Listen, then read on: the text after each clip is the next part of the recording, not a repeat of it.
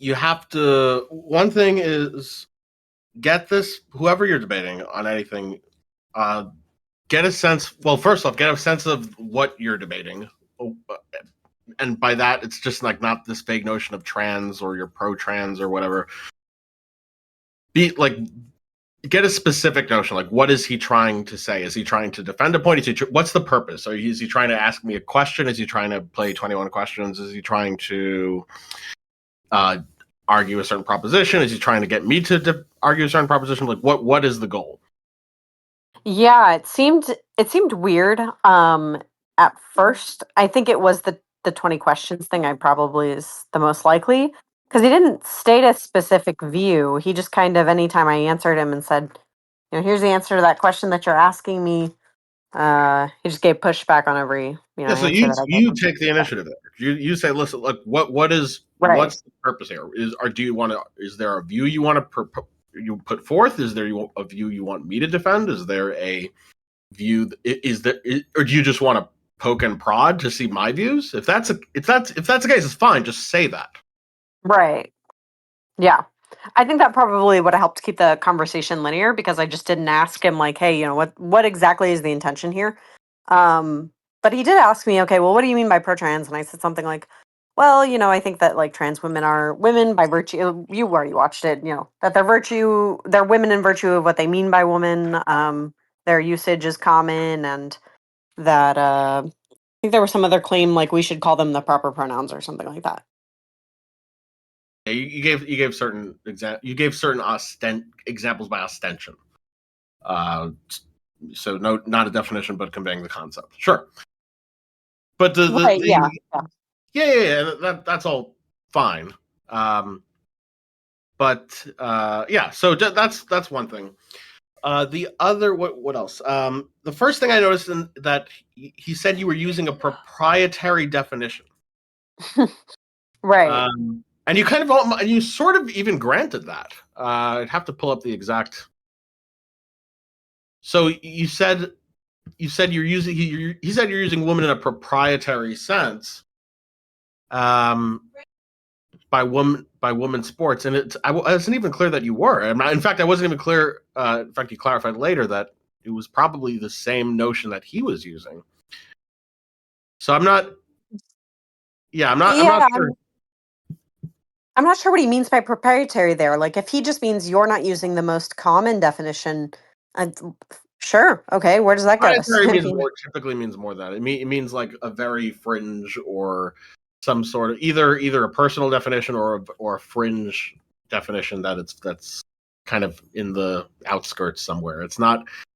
So, for example, yeah, yeah, if I'm someone aware of I'm aware of the like typical definition of proprietary. But if he didn't mean that, like, if he, I'm trying to be charitable and say, he like, okay, is maybe using, he and just he would meant, be using a yeah, proprietary notion of proprietary. You could point that out. right, Um, right. so that okay, that's one thing, and then the other thing is what I so when did what happened after? I'm just refreshing. You discussed what woman means. There was another thing. That he asked you what is meant when what do you think people are talking about when at a gender reveal or something. Right. And He switches back and forth. Many times he goes from gender reveal to like sonogram, mhm, to yeah, like I think baby shower or something. He mhm, switches back and forth and calls them all the same thing. yeah. At one point he tried to. So at one point he tried. So I'm just going in sequential order. So at one point he tried to say that because something along the lines of because it would depend on the sonogram, then the notion of boy or girl they're using is a biological notion. Right. But that doesn't follow. Well, the not if you're saying that they, you mean the people at the baby shower or gender reveal or whatever. Yeah, he's saying that Yeah.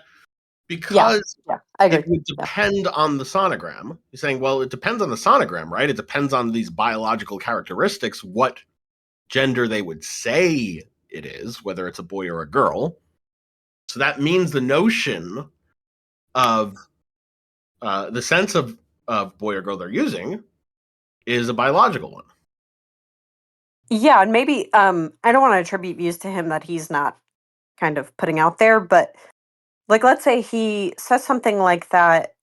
He tends to do this thing like, okay, well, if this notion of gender is only in regards to like the sex or something like that, like people say you're a woman, and what they mean by that is, you do the things or you act in the ways that females do or something like that. Let's just take like, your average like trans debater person or whatever.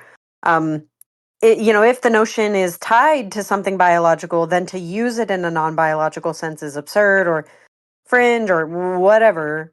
And that doesn't follow either, but that seems like something he was doing there was, oh, well, because the gender reveal is related to the sonogram, then that means it must be some biological notion, or he made some other claim about fetuses not being social creatures. And I don't think that's true. In a sense, like we impose like Even, gendered concepts onto them. Right. well, yeah. So okay, so yeah. So the first thing, yeah, it seemed like he was trying to go from a causal. So because this sort of notion has a causal impact on another, that must mean they're using that sort of notion. Right. But no, I mean, one can already now, whether it's the case that they're talking about sex or gender is a completely different question. But that sort of thing just doesn't follow. So, I mean, we could already even grant that sex causally influences gender in many, almost majority of cases, overwhelming majority of cases. But one can Right. still refer to men and women in a non-sex sense. We can. Right. The Big Bang, how the Big Bang happened causally influences all of our concepts, but we're not referencing the Big Bang when we use these concepts. I mean, it's just like Right. a concept that, yeah, I mean, something you're pointing out that causally influences one way or the other for a term doesn't mean you have to. Doesn't mean you could grant that but still use the term in a different sense. Right. Yeah. There's the causal issue, and then there's the issue of like, okay, the fetus isn't a social person or something, or it may not even be a person at all or something like Well, that. But okay. So fetus being a yeah. social person, that's yeah. So that was the next thing. Right. It is a fetus. So regardless of whether a fetus plays any social roles, I think so. I don't see how that's that relevant to answering the question of what sense are they using the term for at a gender, a woman, boy or girl at a gender reveal. Right. The fetus. We could grant the fetus is just doing nothing, but what's they could What then? mean. Right. It still mean there's two open hypotheses. There's an underdetermination. One hypothesis is still going to be that, well, what I mean by it's a boy is that this is an organism in my body that is either producing a gamete of this nature or that nature, or has some physiological proximity to that. That's one thing they can mean. Another thing they could mean is that in the future, this is the sort of social role this organism will play, or this is how the organism will look like, or any combination of those things. And Yeah, that was what I responded with. I was like, yeah, I think people when they say, "Oh, it's a boy," they're saying something about the future person yeah, that will exist. That the they'll point is, probably dress it in blue and all this shit. Yeah. there's an underdetermination of those hypotheses, regardless of what the fetus is currently doing. Mm-hmm. Pointing out that the fetus is, if all one means that the fetus doesn't have a social role, is that the fetus is just in a womb and not talking to people, not understanding people, not making purchases, not doing those things that other people do. Like, if that's all you mean by that, then I don't see how that resolves the underdetermination of any of those hypotheses. And if you mean something else by that, like, do you mean there's no relation for social roles? If that's true, that's just a false claim. Of course, there's Right. all sorts of relations, Right. namely how Yeah. people think of them.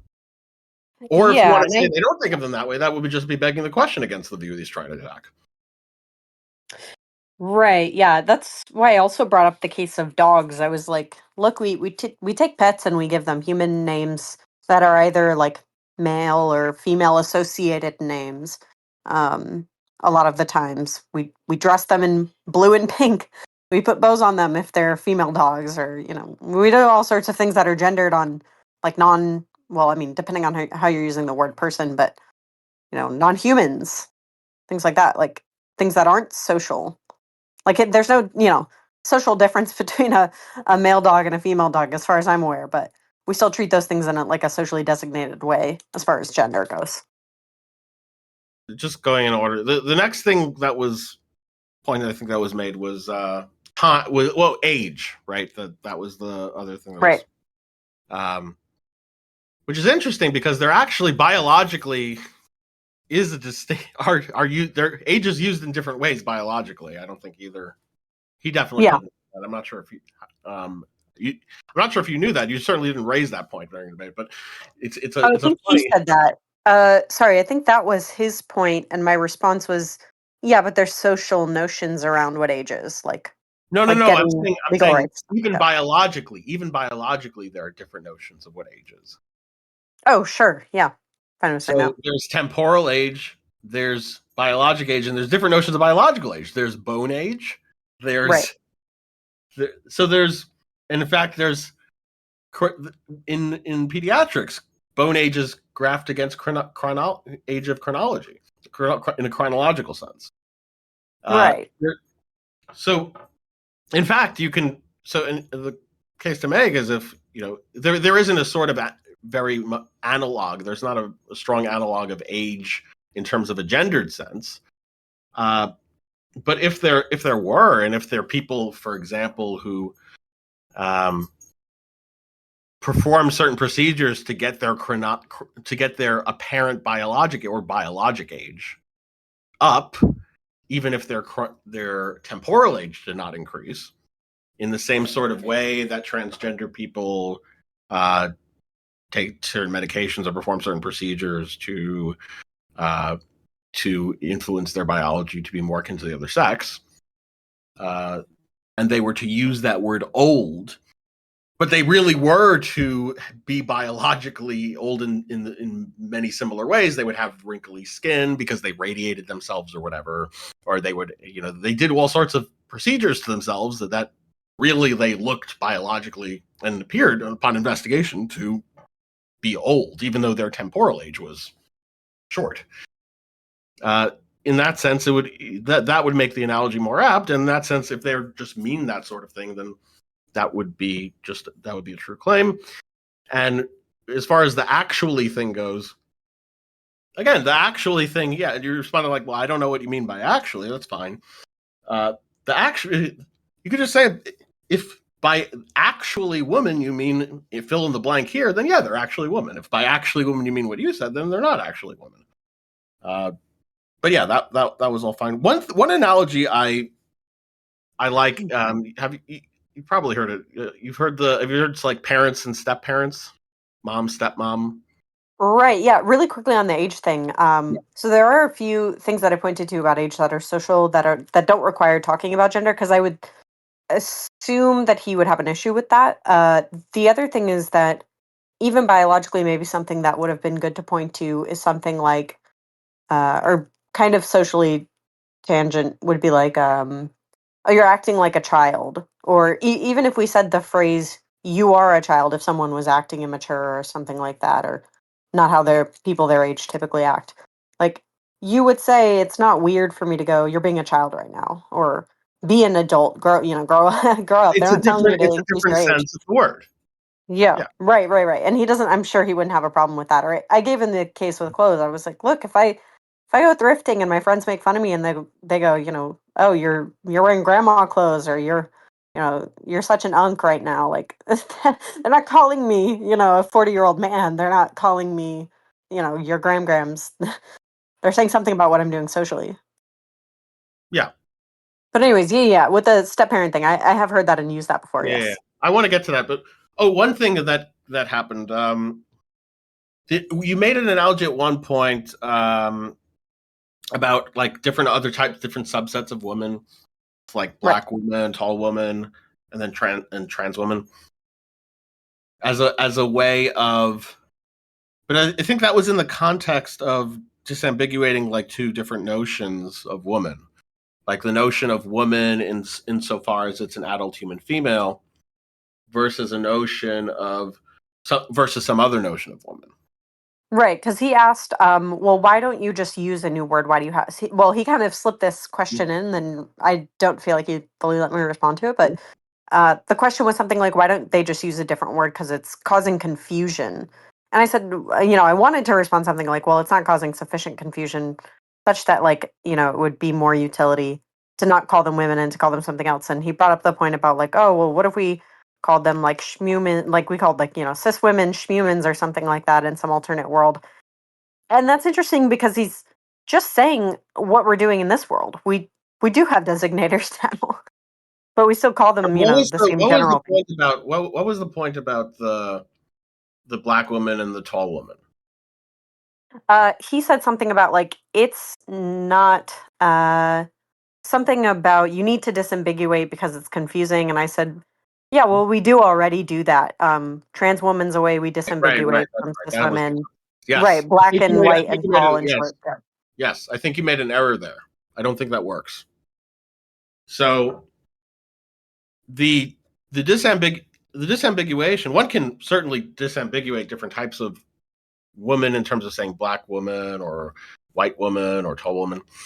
But that's a type of disambiguation that's not going to disambiguate the notion of woman that he's using versus the notion of woman that you're using. So, for example, if you say, so for all of those designators, black woman, white woman, tall woman, short woman, he's just going to say on his definition those are all women because he already grants that. Well, if we mean adult human female, when we say woman, he's not talking about that type of ambiguity. He's talking about ambiguity of different senses of the word woman. So when he is asking, okay, well, he's pointing out there's ambiguity among different senses of the word woman. Putting designators of there's designators you can put to disambiguate different senses of woman. But those are not the sort of designators like black woman or tall woman or short woman, because you haven't disambiguated any of the senses of woman there. Because on his sense of the word woman, adult human female, it could be a black adult human female. On your sense of the word woman, it could be a black, self-identifying woman, or if you're someone who has characteristics that are on net desired feminine, or someone that happens to be black. But what you haven't done there is you haven't disambiguated women in terms of the different senses of woman. Trans woman does do that, though. Trans woman does disambiguate a different sense of the word woman. It clarifies Right. Yeah. not the sense of adult human female.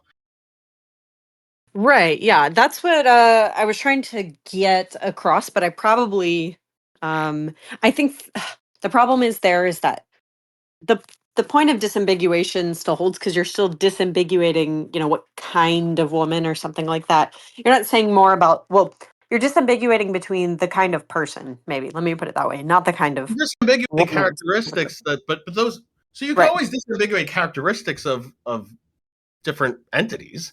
No one that was never going to. I don't think Right. that was ever the point of contention, though. The point of the issue is there's an ambiguity. Look, and it's true. Anytime you have additional senses of the same word, you can introduce ambiguity. But the point is that those designators, whether it's black woman, tall woman, short woman, those are not going to be the sort of designators that disambiguate the type of ambiguity that is on the table in that conversation. The type of ambiguity Gotcha. in that Yeah. conversation are different senses of the word woman. Yeah. Yeah. Yeah. I don't think we disagree. I understand what you're saying. Yeah. Yeah. So then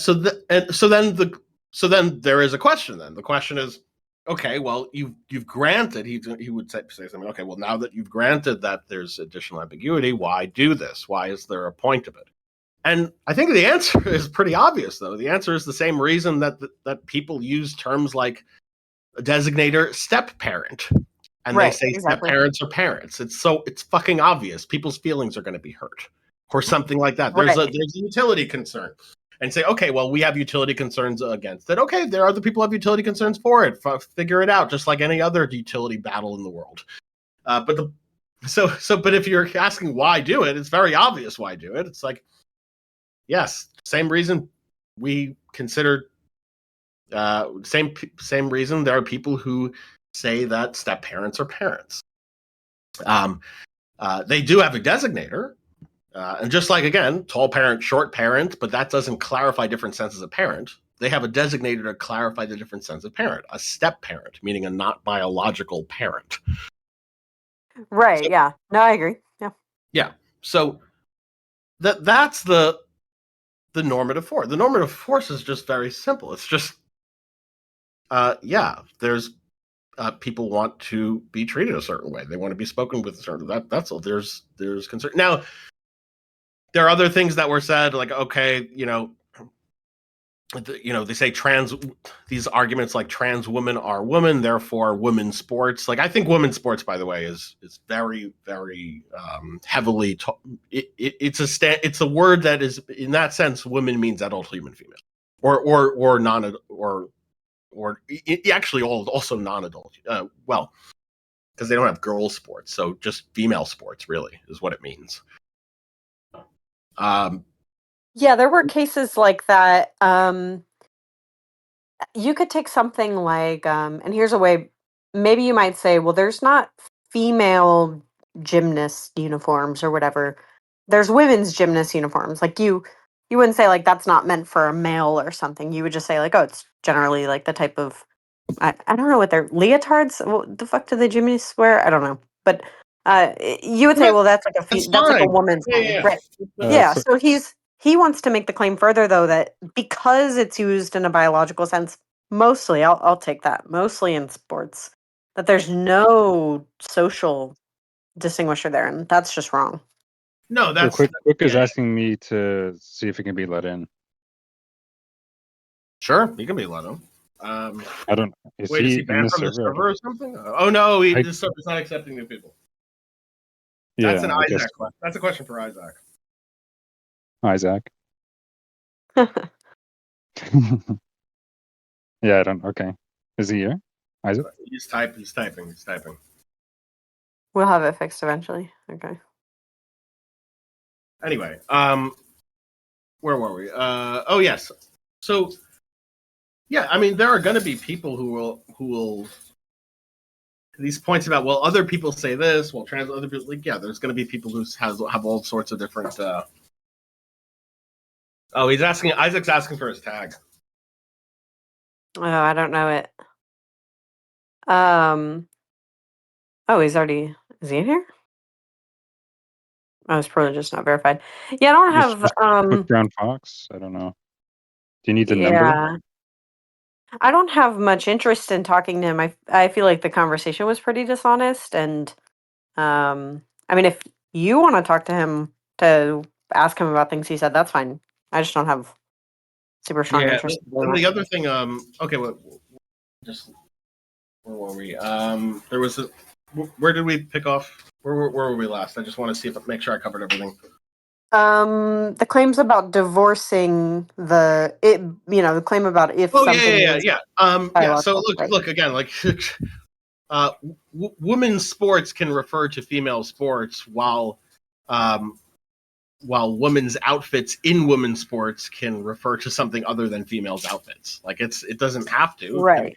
You could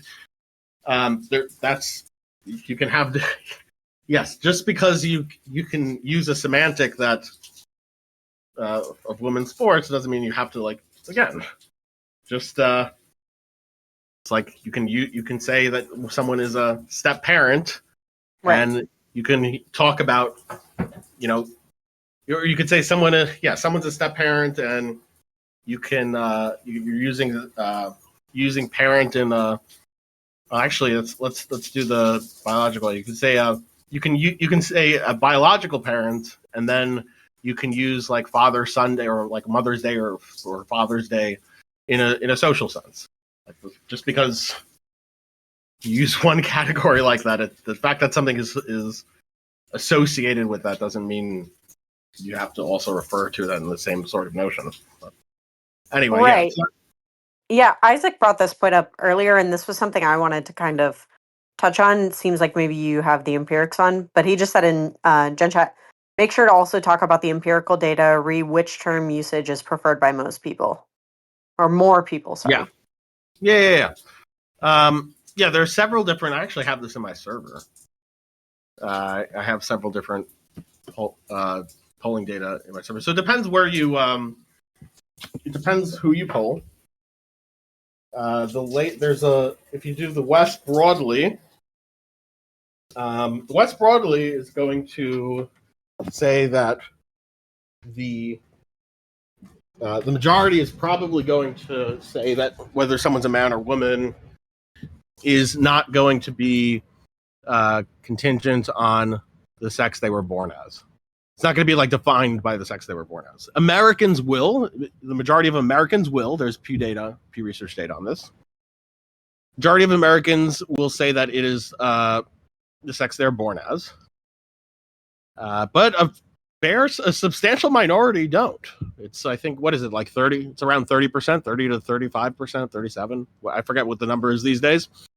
But certainly enough that you will find that it's not going to be fringe. It's not going to be proprietary. Right. Yeah. No, that's what I thought. I've looked at those numbers before. And to whatever degree, it's going to be enough to have a justifier for like an alternative sense of a notion of woman in a dictionary. And they do, by the way. There are different. If you look up woman, there's going to be different senses. Like, for example, here's Cambridge that I'm posting. Yeah. Let me just post it. Oh, it's on this server. So this one is probably the one that's most explicit about the different sense. Like, so woman, like one sense is an adult female human being. Another sense is an adult who lives and identifies as female, though they may not have said to have a different sex at birth. Have been said to have sex at birth. Yeah. So it's just a different sense. Sure. Okay. So, and then, yeah. So would have to find which channel in my Discord server these different polling data is.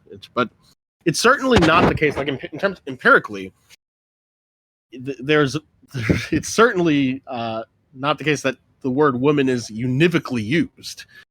It's not. In fact, there's very few words that are univocally used. And univocal meaning they're only used in one sense. Sure. Yeah. There is a word that probably is univocally used, and that word is called univocal. Right. The word univocal is awfully univocal. I am only aware of really one main sense of that word that's used. But for the most part, most words are not univocally used. Most words have different senses. And women is no exception. And there's strong empirical data that shows that it's not, that it's an exception. And even when the majority are in favor, the majority will say, oh, it's adult human female or adult human male, a substantial minority will say otherwise. They'll say, no, they have some different notion of that. Yeah, I was actually curious. Well, this is kind of off topic now. There was a claim I particularly made, and this is just something I have intuitions about, that if a term is debated more heavily than a lot of other terms, like there's not really debates over, well, unless you're like autistic in the philosophy spheres, there's not really debates over what a table is or what a chair is or a cup or a shirt or something like that. But there's a lot of debates about what a woman is. There's a lot of debates about what knowledge is. There's debates on everything, or on these. Sorry, not on everything. There's debates on these types of terms. Obviously, in the trans issue, it's because it's politicized, and I'll grant that. That's fine. But I think there's another reason, and it's because that word is probably more ambiguous than a lot of other words are. Like, people are not always very clear on what they mean. Well, the worst part about that is watching two people on different sides talk past each other without clearing up the semantics and realizing that they would probably not have any propositional dispute. And it's Sure. frustrating to see that that many times, just seeing like someone who's like a TERF and someone who's like a trans rights activist just go at each other, and they just don't. They have no common understanding of each other's semantics, and they probably just actually propositionally agree on everything. Sure. I'm just curious about the claim though that I made. Like, if that seems to make sense to you, like about if a term is debated more or more highly contentious, it probably means that the term is less clear than a lot of other terms we use. Yeah, I mean that's some sort of that's an inference. There probably is some epistemic import to that inference. Of course, there are many different reasons why a term can be debated. Debated. Right. I use that term in quotes because I don't. It's like semantic debates are different from propositions.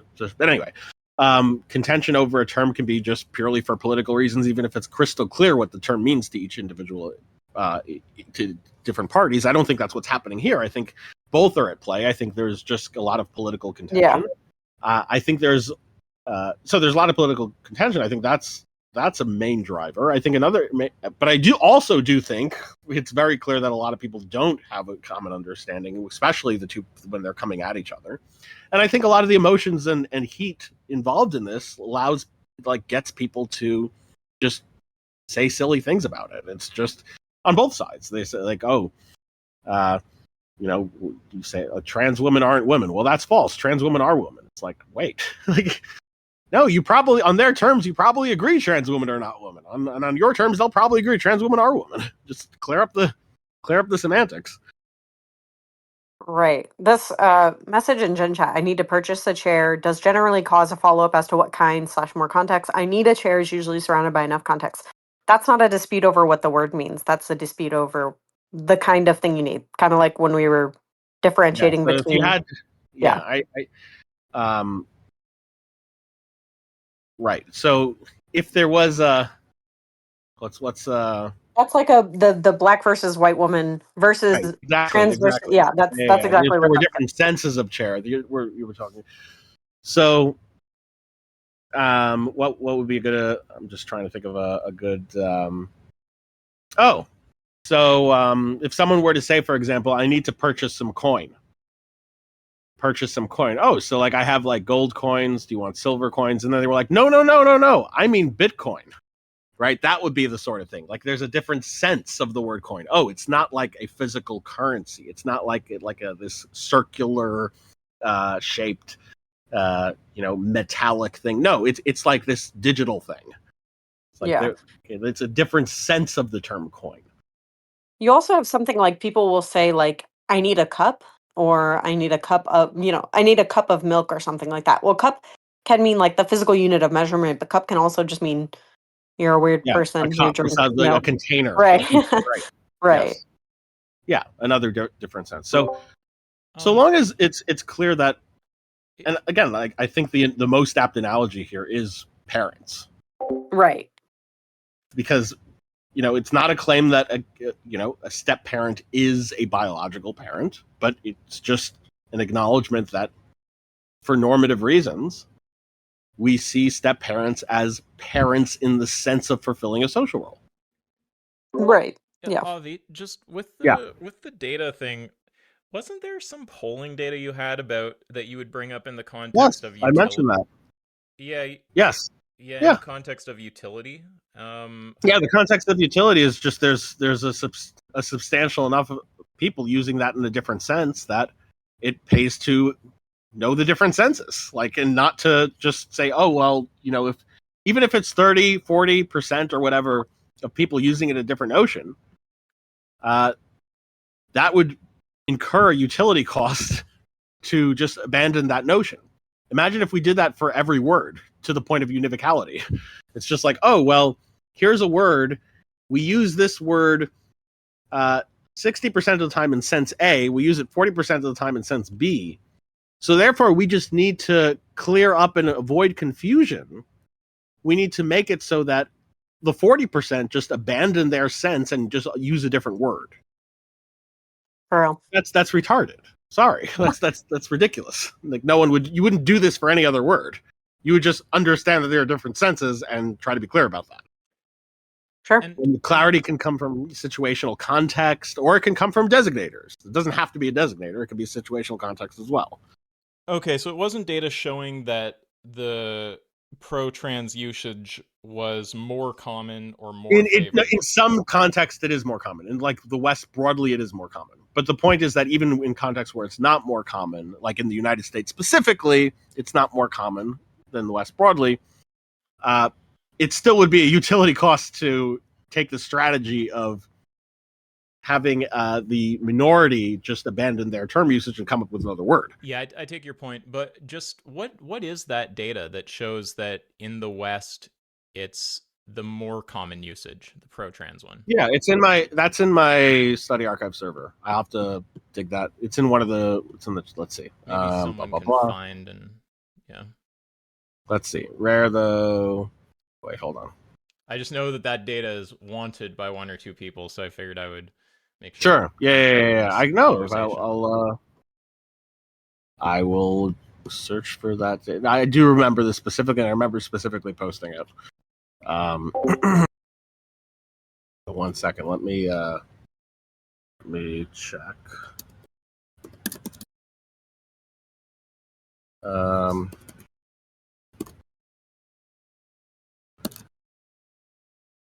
Okay. I have, and if anyone finds it before I do, or posts it before I do, then just let me know so I can stop looking for it. Seemingly, I mean, I don't know if you're talking about this, but there's like stuff on correct pronoun usage. Maybe it's from Ipsos, but it's just saying that, at least a good chunk, at least Americans, about 38 to 39% of the time would use the correct pronouns for a Yeah, but that could just be for a different. Yeah, that wouldn't fall because that could just be for they're doing it for different reasons other than using the term in that sense. They could just be trying to be polite. Yeah, you don't believe that, or they don't have the semantics. But there's other data that is, in terms of like the West broadly, that they I don't think they take those semantics. And yeah, I have posted that. I do remember posting this in my server. There is an issue because a lot of a lot of the research I'll be focusing on, at least in my graduate programs, will be something like the language usage amongst like psychologists and stuff like that. I suspect that when you give people these surveys on like what do you mean by woman and man, do you use it in a gender way, do you use it in a sexed way, or something like that? I think they might actually be unclear, and they're just kind of like saying whatever they think, on a not on a whim. I don't want to accuse the average person of just saying. Sorry, I think it is. I think it is the pronoun stuff. So yeah, no, you're right. It is the plurality saying transgender men should be referred to as masculine pronoun he him. But again, I don't think that works fully because it could just be the case, even if it's plurality, it could just be the case that they're doing it for other reasons. Although it does lend some credence to it, but it's not as ironclad. So the Pew. But look, I don't think it's needed to show a majority. The point is that's a bar that's kind of silly. Yeah, there's I was looking. I know Pew Research has this because I've looked into this for like the political. Pew Research is what I'm referring. Yeah, that's the one I'm referring to.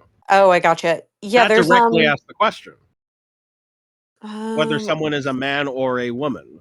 Is right? Like what makes it true? Yeah. Yes, and it's whether they were born female or male, or whether it's some other thing. Right. And then it's like 30-something% say it's some other thing. Like it's not about whether they're born male or female. So yeah, the majority say it is. Do we have that, or are we just talking about it? I have it.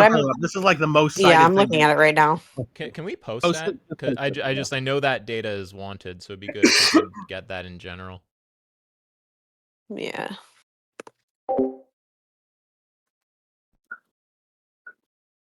Yeah. This is the one that directly asks it. Well, this one's about acceptance, but I know that there's part of some study for Here it is. Percentage saying whether a person is a man or a woman can be different from sex assigned at birth or is determined by sex assigned at birth. Yeah. This is the one. Yeah. That's And interesting so- that it decreased over time. Yeah, they that's do. weird. Yeah. Huh. I think there's an even updated one more that is even less than 38. I think it's like 36 now or something, or maybe even like, yeah. Yeah, this is Okay. the one. Yeah. So I'm pretty sure there's an updated version of that. But yeah. So the point is that it's very simple. It's like, so there's a couple of utility points. So first utility point is if 30-something percentage of people are using a term in a given sense, then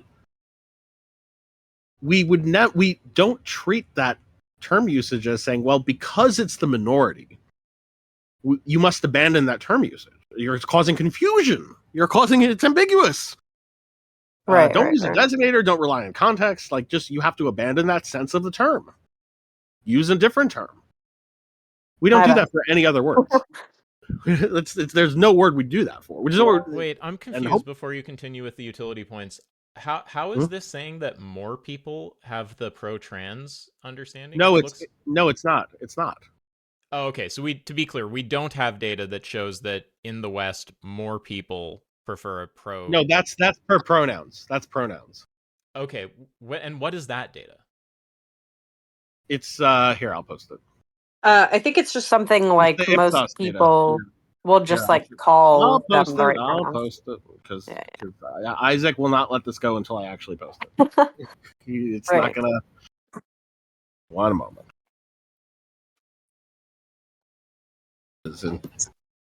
All right, so that is transgender woman, and here's transgender man. Okay. So Isaac it's interesting. I would expect those numbers. I mean, this data was taken, I think, from 2022, the Pew Research stuff. Mm-hmm. The amount of people, it's at 50-50 right now for what makes someone's sex or what makes someone's gender, what determines someone's gender. 18 to 29-year-olds are 50-50 on whether it's their sex or if it can be different than their sex. So I would expect those numbers in the future to begin going up as far as not necessarily. I wouldn't. I'd be careful about making that inference. You can have. I would not make an inference about like, oh well, they're aging out and the new generation. New generation can just change their views as time goes on. Hopefully not, but yeah. No, I understand, but I'm just saying epistemically, I would be cautious about making that inference. There's a lot of times where I have fallen into that trap a bit, like, oh well, look, so that's one of the traps. Like, okay, well, over time, more people are just going to vote Democrat, right? Because if you look at the young population, they're more likely to vote Democrat. It's just the old people that are voting Republican, and they're just going to die out. So that basically, what this is showing is that when it comes to pronouns, more people. I told you Isaac is never going to look. Here we go. Go ahead, Isaac. More people are friendly to the trans-friendly pronouns, at least in the West. And when it comes to actual concepts of woman, that still is more anti than pro-trans, but there's a pretty significant number at this point that are pro-trans on the concept. Right. But the point, and the central point is that with the current percentages that are using the term in the other sense. Yeah, it'd be crazy to say let's all be univocal about it. Fuck all you guys. Right. Yeah. And no one would do that. You wouldn't do that for any other word. No, we don't do that with things generally. Yeah. Right. That's the key utility point. And that's one utility point. And then okay, right. And so then if that's the case, then you would have to countervail that with other utility points. Because look, the pro-trans side is going to throw all sorts of utility points. They're going to say, oh, we're going to be offended. We're going to commit suicide. Our feelings will be hurt, blah, blah, blah. The anti-trans sense will be like, oh, women's spaces, women's sports, like blah, blah, blah. Right. As if those couldn't be resolved other ways. And then say, confusion. I'm offended by the term women being used for non-biological women. Okay, so they'll throw utility points at each other. And so unless you have a way to counteract what the current data is, which is, okay, well, you have a bunch of utility points here. We have a bunch of utility points. I don't know which one outweighs another, but here's what I do know. I do know what the current percentages are. And the current percentages are something I would completely laugh at saying, okay, well, you have to just abandon that term usage. I mean, I think we should abandon terms like good, bad, knowledge, really anything that's like somewhat ambiguous. So that's the key in terms of the empirics. That's the key point. All right, cool. Anything else from the? Oh yeah. from the chat? Let's see. Oh, God. There's always more. I'm glad. Not in- I actually know in terms of the philosophy. I'm glad we covered up the because I see a lot of pro-trans people doing this thing where it's like, oh well, we say this for all sorts of. We do like, oh well, we do a subset of like the subset woman thing where it's like, oh, black woman, tall woman, white woman. So why not just trans woman? Just be sensitive that that's not analogous to all sorts of disambiguations. Because Right. it's not disambiguating different senses of the word woman. Also, I'm not Whereas sure, trans woman is. I'm not sure if you're going to go on with more utility stuff or just further points, but I wasn't listening carefully during all the philosophy stuff at the start. You covered how it's trash if someone is just coming in and saying, "Oh, like, well, the sense of woman. What's the meaning of woman?" It's like, okay, wait, what the fuck are you talking about? Like, obviously, we actually, need to what determine are the they context actually of. women? Or something? Yeah, right. That, like, you kind of explained how that's all trash, basically, and how we need to obviously actually dial in the context of usage. Of course. Like we have a kind of basic empirical task to do there before we can just get into some conceptual analysis, and to just start the conceptual analysis with some, vague, like, intuitive notion of how people are using language is just I mean, it just obviously trash. There's To two be more clear, questions. Sorry, Oh, my bad. no, it's okay. I'm just asking, did you go over all that, or? We did go over the I didn't say it in the same words you did. I didn't say it's trash, although I probably heavily implied it. But we did when we went over different ways of like addressing people who engage in that sort of trash. Like, for example, if by actual definition of woman you mean what I just said, then yes, they are actually women. If by actual definition of woman you mean what you just said, then no, they're not. Yeah. Okay, good. Because, like, Lance talks about that stuff a lot, but I just think that's so important, because that's just how you end up talking past each other and getting into, like, one side saying something true, the other side saying something true, but yet they're still fighting about it because they haven't actually clarified what they mean. Like, are we talking about how the average person uses the word? Are we talking about how some specific community, maybe trans people, use it? Are we talking about how one of you uses it? Are we talking about the usage that we think would produce the most utility or something like this? And then there's further questions, like, if we are talking about or trying to talk about the common usage, is there a common usage, or is it kind of polysemous, or is it kind of vague? So, it's just all of that empirical stuff. Obviously, you have to hash that out, and it's as cringe to launch into conceptual analysis without doing this as it is for, STEM lords to come into philosophy and make, like, just the kind of obvious, like, not understanding any philosophy errors, and just try to, like, blast past the philosophy while like not dealing with important questions. It's like equally cringy, just in the opposite direction. Yeah, there was I think just I before you caught a bit continue, of that. and just before you continue, Oh, God. I assume, Avi, that we are on the same page about We are on the same page. Okay, yeah. Sorry, Anne. No, you're fine. I think I caught that and kind of pointed that out at some point. Like, I said something about, like, what do you mean actual? And I don't think that was well kind of explained. It was just kind of brushed off. I agree. It is the same thing that Lance kind of addresses with the good and bad language, like saying anti-realists can't call anything good or bad or whatever. It's not actually bad. It's not really bad or something like that. Exactly. Well, yeah, right. But like, what do you think good means? Well, I mean, I don't know. There's different contexts of usage. Are you asking about how I use it? I don't even know if I use it the same way all the time. Are you asking about how the average person uses it? I'm talking about the actual sense of the term, how it's the actual goodness. It's like, well, it doesn't fucking help at all, right? So Yeah, I mean that's all good. Sure. It's really important to prevent that. Yeah, there's the other thing. So okay, Avi, you had some issue with the designators of like black versus white woman or tall or short or whatever. And I understand those issues and I agree with them. The other question I was gonna bring up, you heard the part I'm assuming about Superman. Oh yeah, briefly. Yeah, do you Yeah, think there's any disanalogy there or any problems with that type of discussion that yeah, happened yeah. around that? Well, one disanalogy. I guess one disanalogy is that, or one disanalogy that someone could argue. I don't know if it really. So it leads you into really hairy territory. I think you could still fight it on it, but someone will say, okay, well that's in a metaphorical sense. Now you could fight that. You could say, okay, well what do you mean? What does metaphorical senses mean? Do you just mean that it's like that it's akin to something else? Well, in that case, well, I agree that the trans thing is akin to something else. It's akin to biological woman. So what's the problem? Right. Right. But you'll and this is why I think now you can take that route if you want. That's fine. Or you can but I think there's a much simpler route because the intuition pump on that is that, when someone says, okay, well, I'm Superman, like there's some sort of understanding of some sort of like you're acting in a way. Like you're if you're an actor playing Superman, you're literally acting.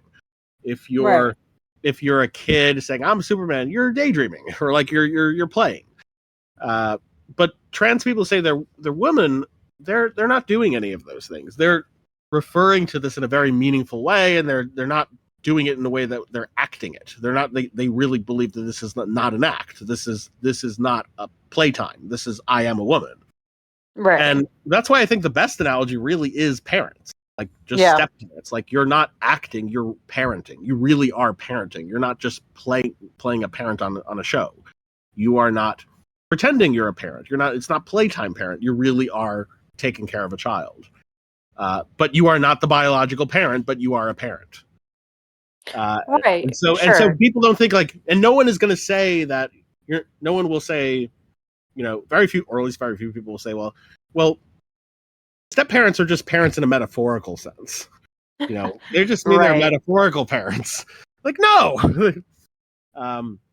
So you could take either two approaches. You could just cut through all of that and not have to waste the headache, or you can, if you're a bit of a, if you enjoy it, you can try to get into the semantics of what challenge the semantics of what metaphors are and just say that's not an issue. You can do either way. I think it's just easier and quicker just to go straight to the step parents example. Yeah, there might be an optical thing there because I would assume that if I told a trans woman, like, hey, yeah, I think trans women are women, but you're not really a woman, you're a woman in the way of like a metaphor, you're acting it out. Right. You're might not a woman in the same way. You're not a woman. Yeah. You don't want to be like you're a woman in the same way that like a child pretending to be Superman is. Right. That might be a little offensive and might not push a pro You're not trans a woman, agenda. and you're I also want to. not a woman in the same way that Superman is acting Superman in a movie. Yeah, you're like You are a playing woman in the same. You're a woman in the same way that a step parent is a parent, but not a biological parent. I think that's the approach you want to take. Sure. Yeah, that's fine. I mean, even though I don't, also, I just want to point this out. Even if I don't have a desire to speak to KBF, that's fine. Like I blocked him for a reason because I think he was dishonest, and I just don't have a desire to talk to him. I don't want to keep him from talking to you or you asking him questions. So I mean, I'm fine to leave it here unless you have more. Yeah, no, I have. I think that covers. I covered the data. I covered the main. Yeah, I guess and the one more thing I wanted is, if you feel like you're being, if you feel like a point is not resolved, like an important point is not resolved, or if you feel like you've been misrepresented or slighted in some way, and someone says, "There's like, let's move on," it's totally fine to just say, "No, let's not move on. We're going to resolve the point." Yeah, that's just the one other like procedural thing.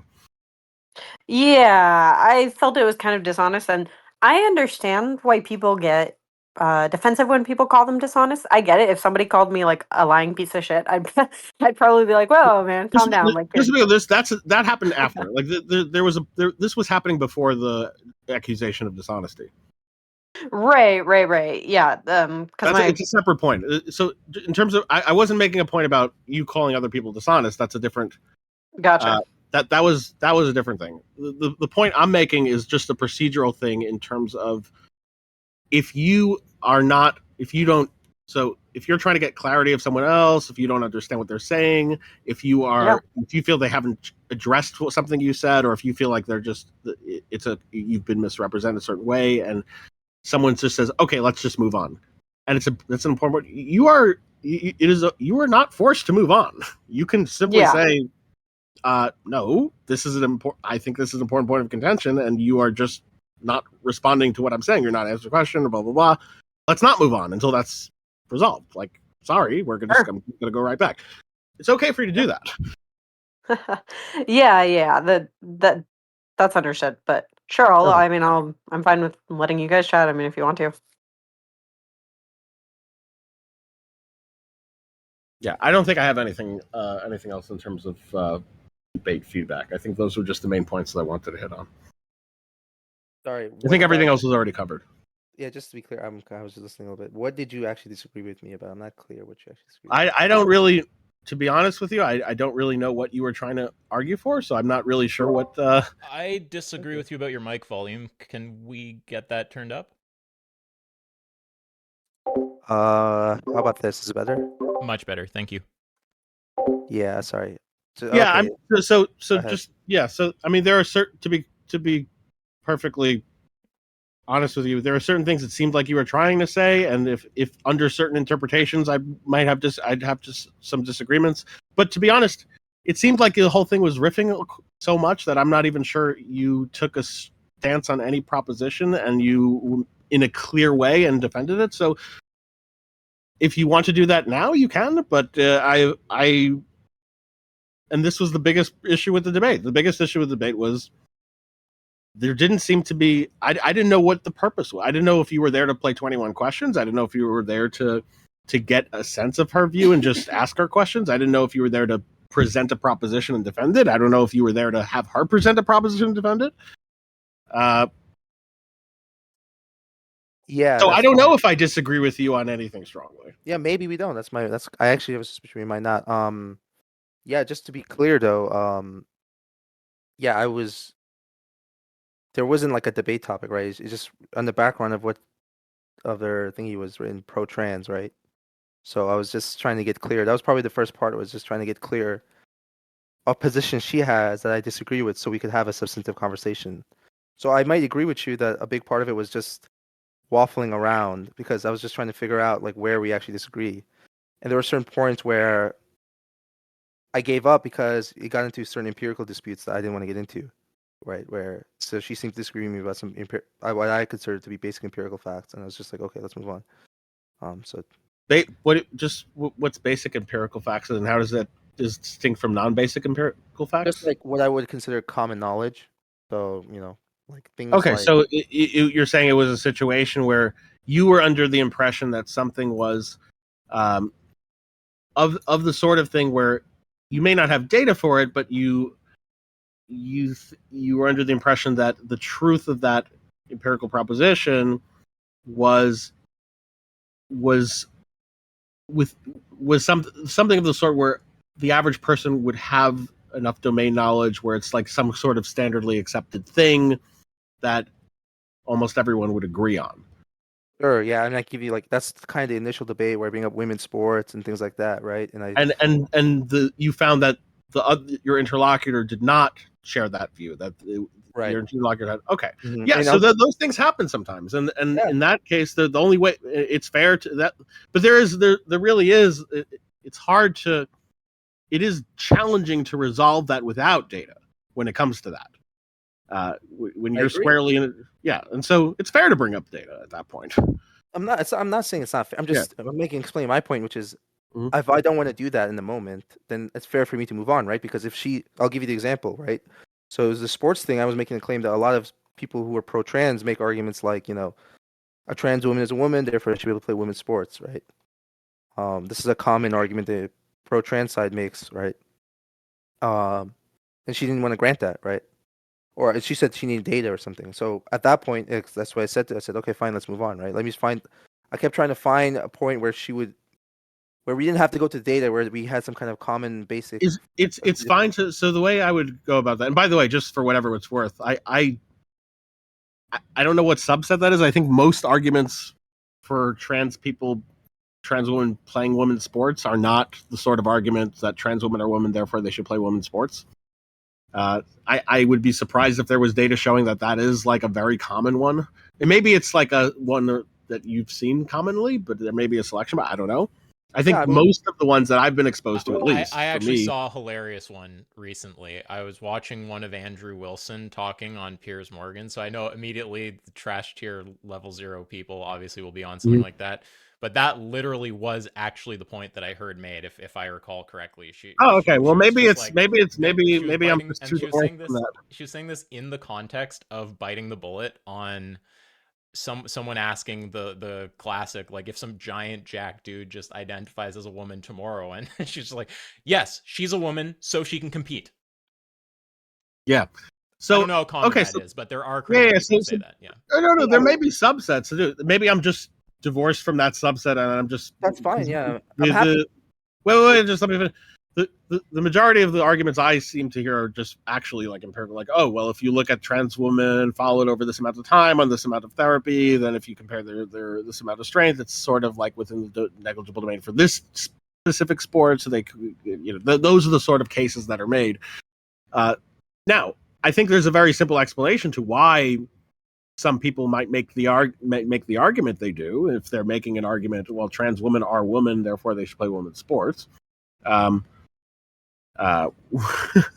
think there's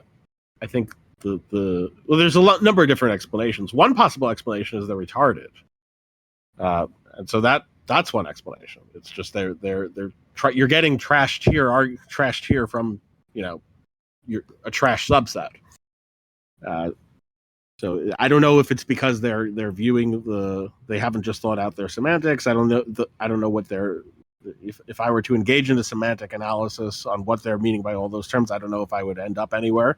And if I did, I don't know if it would make a whole lot of sense. But yeah, So I'll grant that there are people who give trash tier cases. I don't know what else to say about that, but I don't know how common that is. And okay, that's fine. But in terms of procedural, like the way I would go, circling back, the way I would go about moving on is say, okay, listen, it seems like we have different background understanding about how common certain things are. Empirically, we have different experiences. I've experienced this a lot. You've experienced that a lot. Maybe there's selection bias. Maybe there's not. I don't have data on hand. You don't have.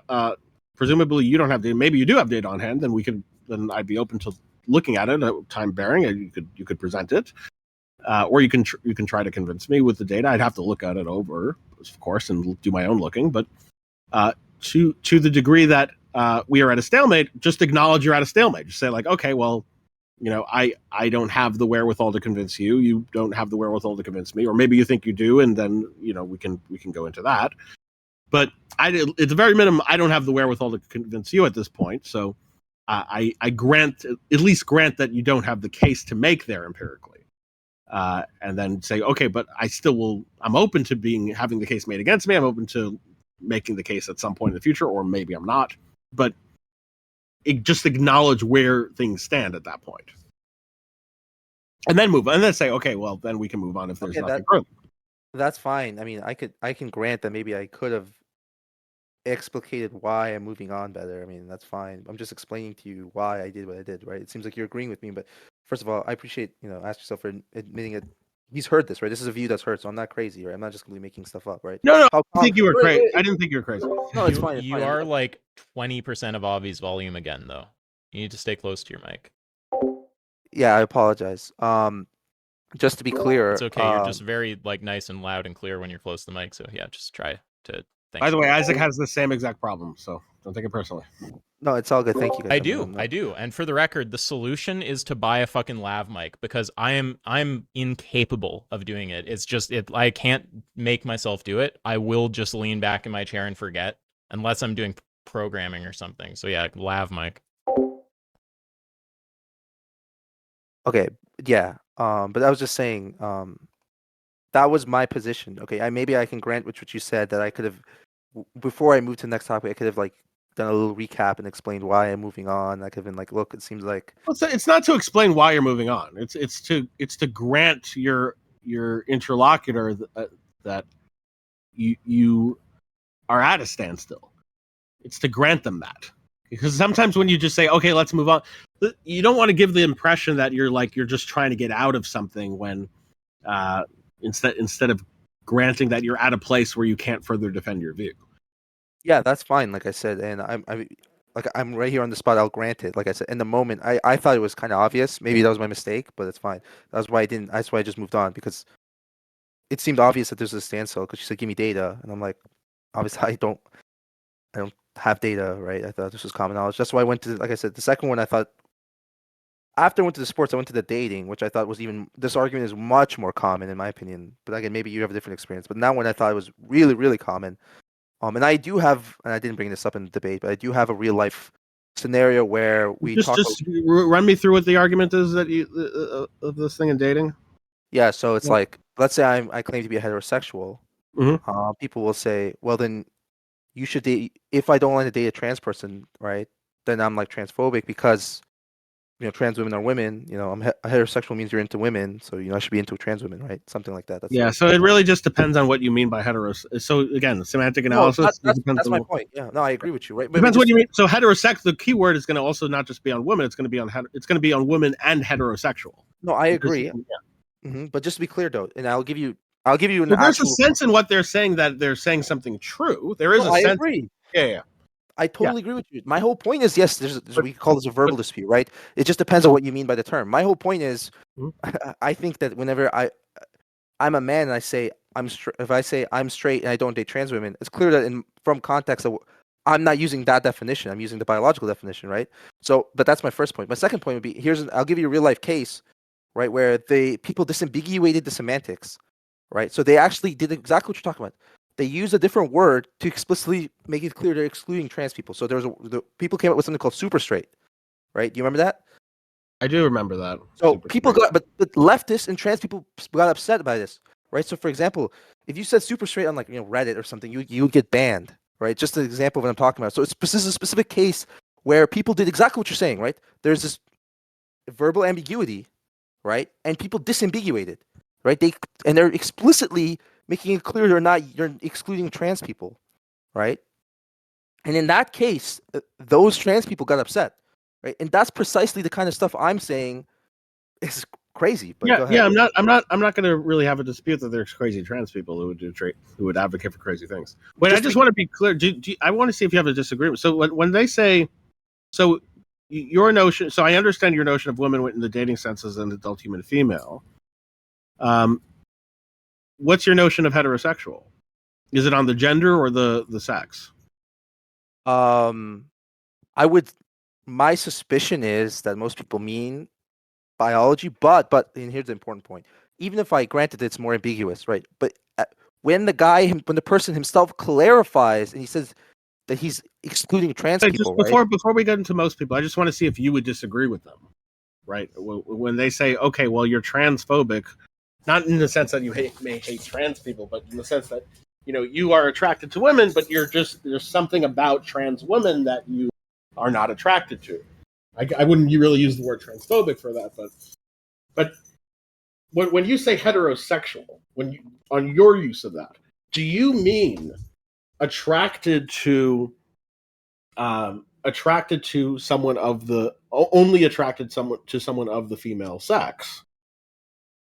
So are you asking about my personal usage? Yeah, when you use the term, when you say you're a heterosexual. So like if, for example, if someone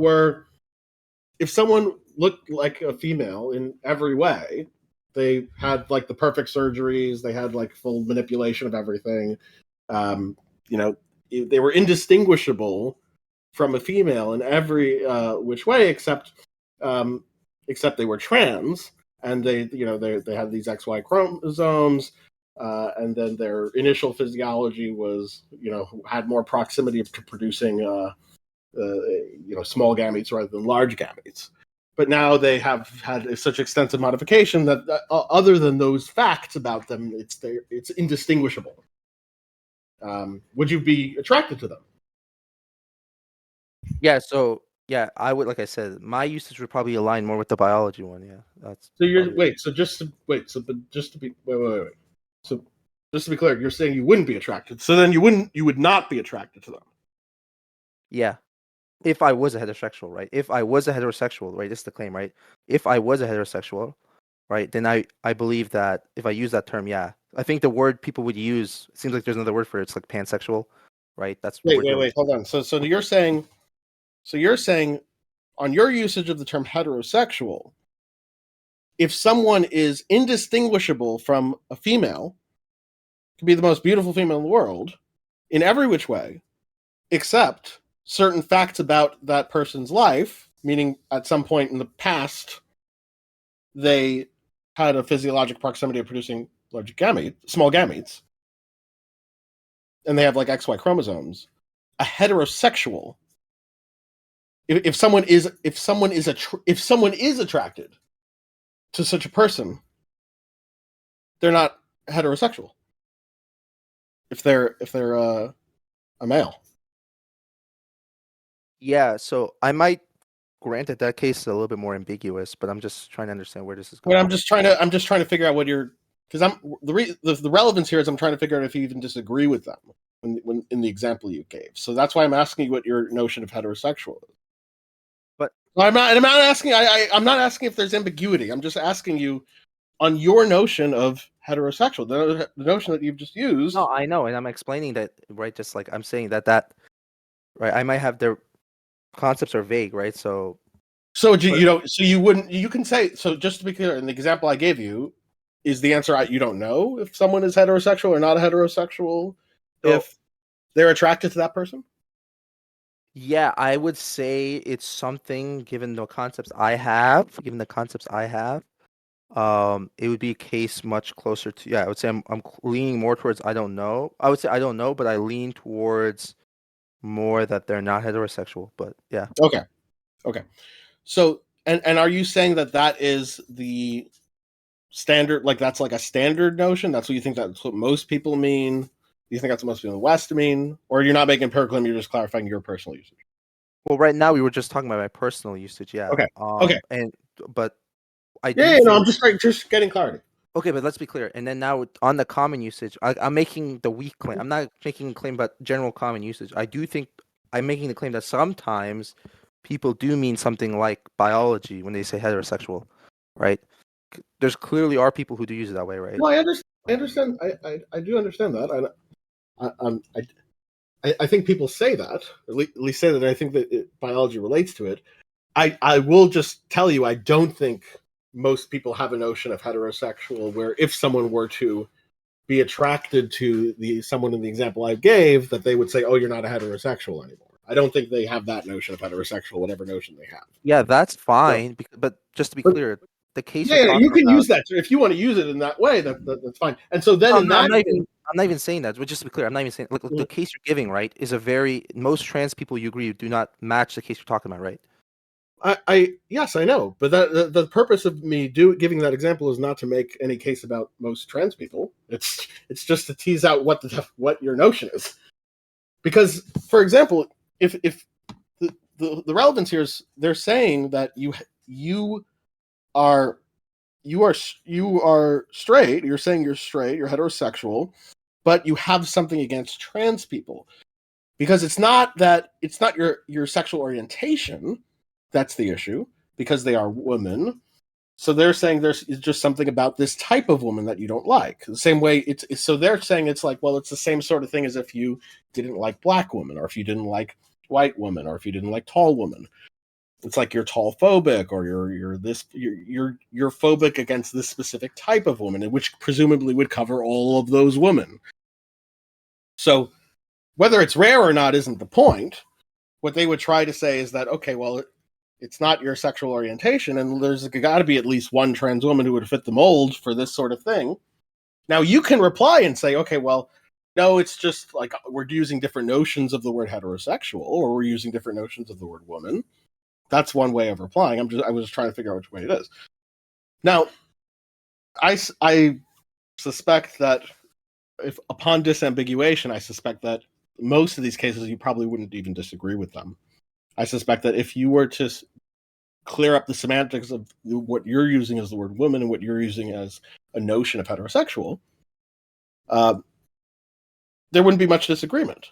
Now you might say, okay, well that's a little proprietary notion of heterosexual. That's a little so it is true. Yes, if you have this notion of heterosexual where if you are attracted to the most beautiful woman, female-looking person, you know, and it happens to be they have an XY chromosome or whatnot, then you're not heterosexual.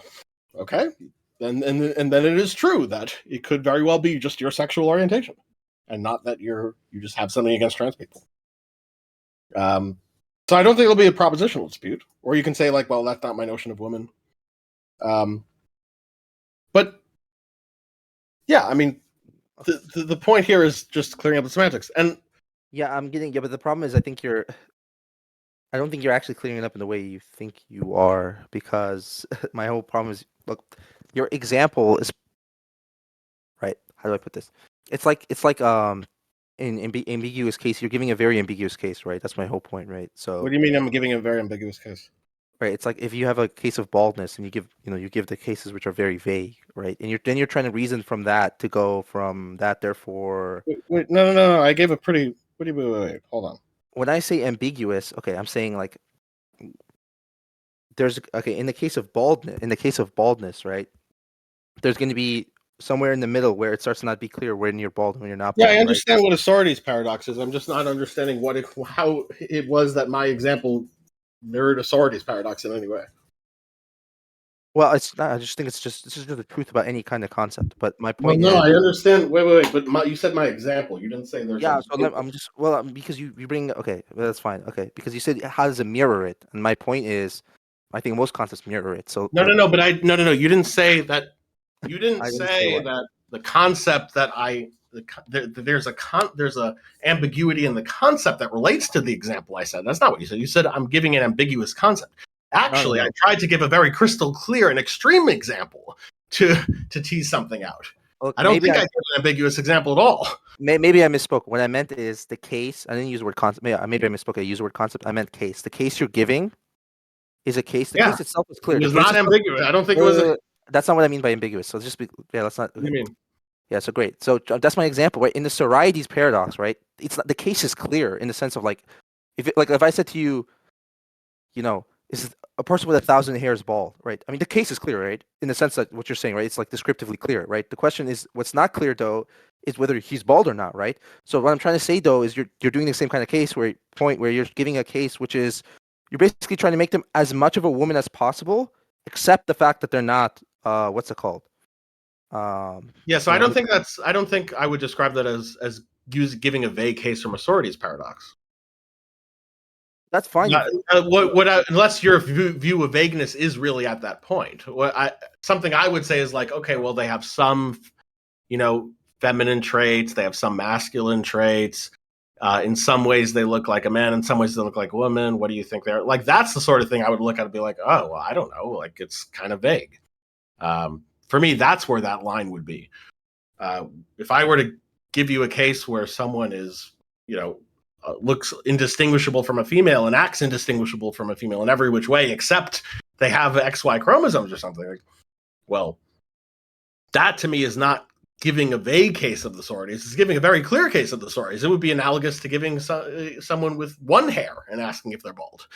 Yeah, that's fine. So then maybe we disagree about. I mean, this is maybe an empirical dispute, right? Well, not a disagreement. It's just your notion is vague at a different point. That's fine if that's the case. Yeah, that's what I'm saying. That's what I'm saying. We just disagree on where the line of the vagueness might be. Maybe but I suspect it's not even a vagueness thing that's happening here. I suspect that's not even where what's getting. I don't think it's a vagueness issue. Even I just think that because I don't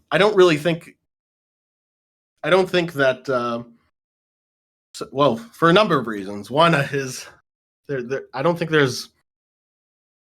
this is a vagueness issue where, I took away one aspect, just one fact, and now it's just gray. I think there's something. I think alternatively, what's happening here, I suspect, you can correct me if I'm wrong, I suspect there's some sort of notion you have in your mind when you are using the term woman in the dating concept.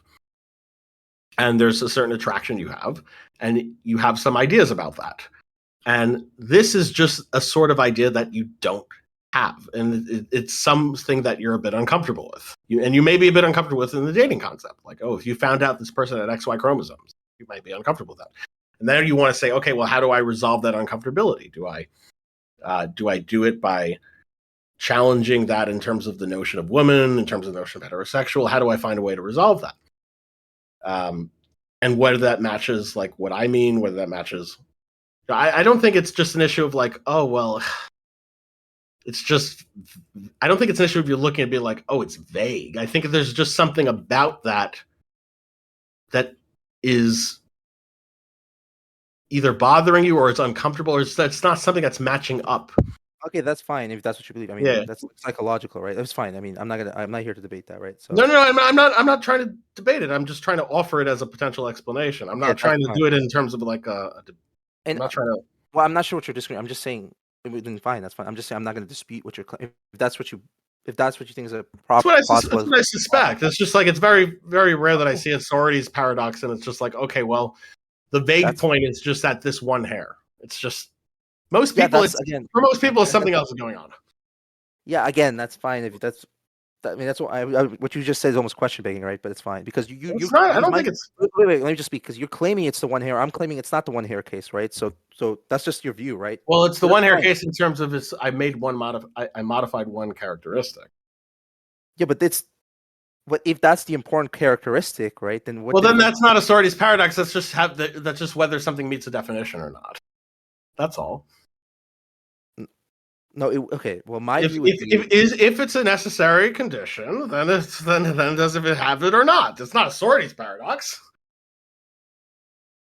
Wait. In the case, I mean, this doesn't necessarily follow exactly sororities paradox, but in the case I'm talking about, right? If it's if it's a big part of the concept, right? It's a big difference, like whether chromosomes or not. Again, I'm not even necessarily saying I hold to this view, but if it is. Okay, yes, you can have one thing where it's like there's one fact, but it carries so much weight it brings it into the yeah.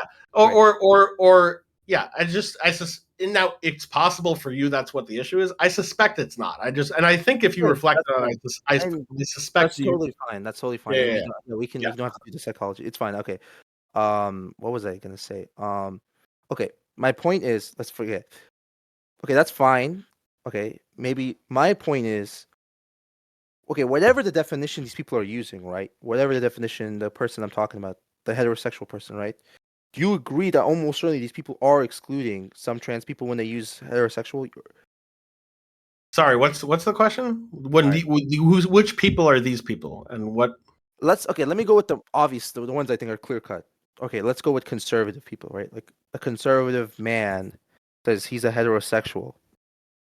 You probably would agree with me. I mean, you could, maybe you don't. It's fine.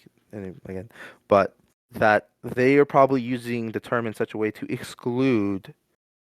Yes, so at least a good. I'd say some, probably a lot of trans people. Yes, yeah, or at least that's what their notion of heterosexuality. At least that's what they would want to do. They would certainly want to have a notion of heterosexuality that, such that if you were to be attracted to trans people in general, or the vast majority, you would not be a heterosexual.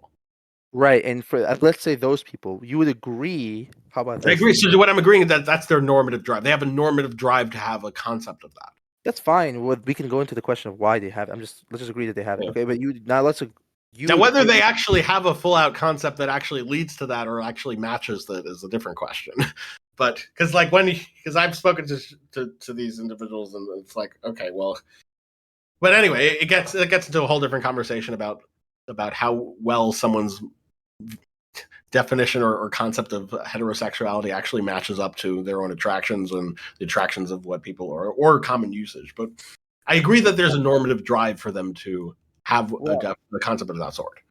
That's fine. Again, I mean, with the normative part, I mean, I'm not I'm just okay. So you agree that these people have this concept. Now, would you now this is my at least with these people, let's just here's my variable Mhm. claim. With these people, would you then if people went up to them and gave this argument, right? Do you agree that that would be what's you know that wouldn't be like that would be I mean in my view that would be dishonest, but what do you think? Like because the point is they know that these people are using the semantics differently, right? So do you Well, see I don't think they do know they're using this. I think in the majority of cases they're too heated and there's too much back and forth and too much political backdrop and too much of all of that. And I think they're just not actually knowing they're using different semantics. And I think they talk past each other for hours and hours and days and years without actually clearing each other's semantics up. And if they were to just do that, then they wouldn't have a propositional dispute. That's my whole point.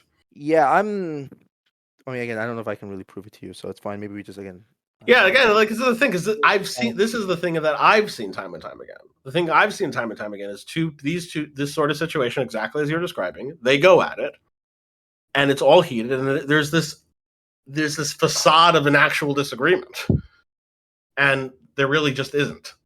There's no propositional disagreement, and they don't even. I don't think they even there are is a thinking in their propositional mind. I feel like I have to add to that also some of these people fucking hate when you try to make them be clear about it. Like that Colin fuck. That guy is an evasive piece of shit. If you try to get him, Oh, Colin, right? Yeah. yeah, that guy's terrible. You try to point out these very basic semantic confusions, and he just has no interest because he just wants to presumably just go have the argument. It's like fuck off. How about actually caring about the philosophy for a second?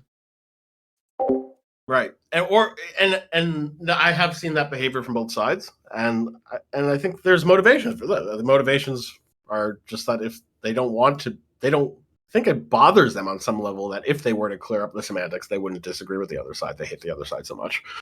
But that's a whole psychology thing. So no, I don't grant to answer your question. I don't think that that's something that's done very frequently. I don't think people are dishonestly coming up to them knowing they use different semantics and pretending there's a propositional dispute. So here's my question then. This is, I think, to me, maybe this is where the heart of the issue is. And I was trying to get to this in debate and it wasn't getting clear, but maybe, okay. On my view, I believe that disambiguating the concepts, somebody got upset by me even bring up super state because they believed it was about triggering. So let's say I come up with a way in the most neutral way possible where I distinguish the biological usage, and that's what I talked about in the debate, like woman, right? So I try to come up with a concept where it's very clearly being used biologically, and then it's very clearly, and there's another case where it's very clearly, there's a social view or whatever, the one that includes trans people, right? I disambiguate the concepts, right? Do you think that trans people would support that? See, I'll just put my cards on the table. I don't think they would, and if you want, I can explain. Well, I think some would and some wouldn't. I think some people. Wait. Just to be clear, what are you saying they would support specifically? So would they support the idea that rather than trying to use the same word, same sound, woman, two different concepts, right, and cause all this confusion? Let's come up with two concepts, or whatever. You mean two different words? Yeah, two different sounds. For the same concept. Yeah. I think they would agree to that in situations where it's relevant, and I think they would disagree with that in situations where they wouldn't see it as relevant. I think they take the same view as as step parents and as using the word parent. There are some people who think it's they could just say, well, that's my parent, that's my son. And only when it's relevant to point out that it's actually a stepson will they say, okay, now we disambiguate with the designator, stepson. I'm not actually the biological father. So even in that case, well, but if that ambiguity is causing all this issue, right? Okay, I mean, wouldn't it just be easier to just I don't think there's a whole lot of issues caused by the step example. I think that no, I'm not talking about the step example. But I don't. So Blake, but just to be clear, then I think I agree. There's like issues, and I agree there's issues with ambiguity, but I don't think that's cause. I don't think the main reason driving that ambiguity is because we don't have that we haven't made a different word. I think it's totally. I think just as there's no real ambiguities about stepfather and stepson when it matters, and they get along just fine. People go about their day being stepdads and clarifying that as needed. You could have the same sort of thing with trans women just being referred to as women, except in context when it matters, and then just clarifying, oh, trans woman. The reason that's not the reason there's all sorts of ambiguity, because there's a totally plausible that could be just very easily resolved. The reason there's all sorts of ambiguity is the political backdrop and the heat to all that discourse and the disagreements over whether the words have legal implications, over whether they should have legal implications, over what trans people should be allowed to legally do, should not be allowed to legally do. That's what ends up leading to all this confusion. And then that's when people get into it with each other and don't even want to disambiguate anything in the first place. So it's not that you need a different word. We use designators for the same word when we recognize there's a context word that needs further clarity all the time without just changing the word. The issue is this is politically motivated confusion. It's politically motivated heat. That's fine. I mean, I think okay. I mean, I don't want to would you at least agree with this? If we did disambiguate, right? Do you not think that would clear up a lot of the issues? I mean, if we did, yes. But of course, if we disambiguated, meaning we cleared up issues, yes, it would clear up issues. But that's not the question here. That's not what I mean by wait. That's not what I mean. Wait. What do you mean by? What do you mean by disambiguate? I already explained what I meant by disambiguate. I just told you that we come up with two different. Wait. Oh, you mean your definition of disambiguate is using up two different words? It's not a strategy to disambiguate. It's wait. Let me be very explicit. What I'm saying, right? So, from now on, when we're using the word biology, let's say I gave an example in the debate. I said "schwoman," okay, and let's say women we keep as the new one, okay? Yes, I agree. Yes, of course. Look, if what all you're saying is that if we forced everyone to come up with a different word, yes, it would clear up confusion for different concepts. If we broke, yes. Great. There's an obvious yes, of course it would, but there's obvious reasons we don't do that. Sure. I mean, it's fine. I'm not debating the obvious reasons why we don't do that. I'm just one step at a time, right? Yes, that would be true that would be true. Just as it would add if there were somehow political, tension over, the rights of step parents. If we were to force every step parent to say they're a schmep parent, you're not a parent, you're a schmerent. You're not the biological father. You have to call yourself a schmerent now. Don't you agree that if you called yourself a schmerent, it would clear up the confusion? Yeah, I guess it would. There's obvious reasons why we don't do that. No, well, just to go to the issue with the step parent would be precisely if I don't know enough about the law and I don't know enough about these issues, but if there was a law that said something about parents, right? If there was a debate whether a parent. Yes, I already dialed that in. I already said if there was a contention about the laws about step parents. Yeah, in that case, of course it would. Yeah, of course it would. But there would also be an obvious reason why we wouldn't do that. No, that's totally fine about the obvious reason. Yeah. I'm just now to go to my next step was just my question to you would then be, do you think that? And I would just add, nor would that be a necessary thing to do to clear up confusion. Okay, that's fine. I'm just trying to get to my point, which I almost want to just say what my point is, but let's which would be, do you think that trans people, if we were to, let's say, snap or no cost, there's no cost, so none of this practical reasons, okay? So I could snap my finger, and I can just do this thing I just said, change the English language in such a way that we clearly disambiguate the concepts, right? Do you think the trans people would support that? No, just like I don't think that that step parents would support that. I think they have a desire to be called a certain word. Yeah, I think that's where maybe me and you were going to disagree. And I think they wouldn't want they're also used to it a certain way, and they would like to keep it that way. Now, I think they'd rather have it cleared up a different way. Or I think if they were sat down. Well, I mean, is your question just? Yeah, I mean, if you would, let me just get perfect clarity. What exactly is your question? If they would, I was just trying to say, would they want it? Because it seems like that would solve all these issues, right? Yeah, no. But it would. Wait, so you're baking into the hypothetical that there wouldn't be these issues.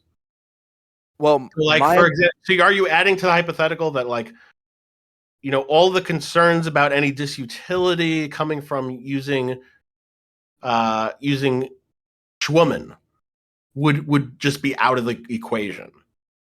Is that something you're baking into the hypothetical? what do you mean? Just when you say disutility, do you mean like how they would feel, or do you mean like? Well, practical? anything. Okay, so how? Well, that's one thing. One thing is like the preferences of the individuals about being called a woman and not a schwoman.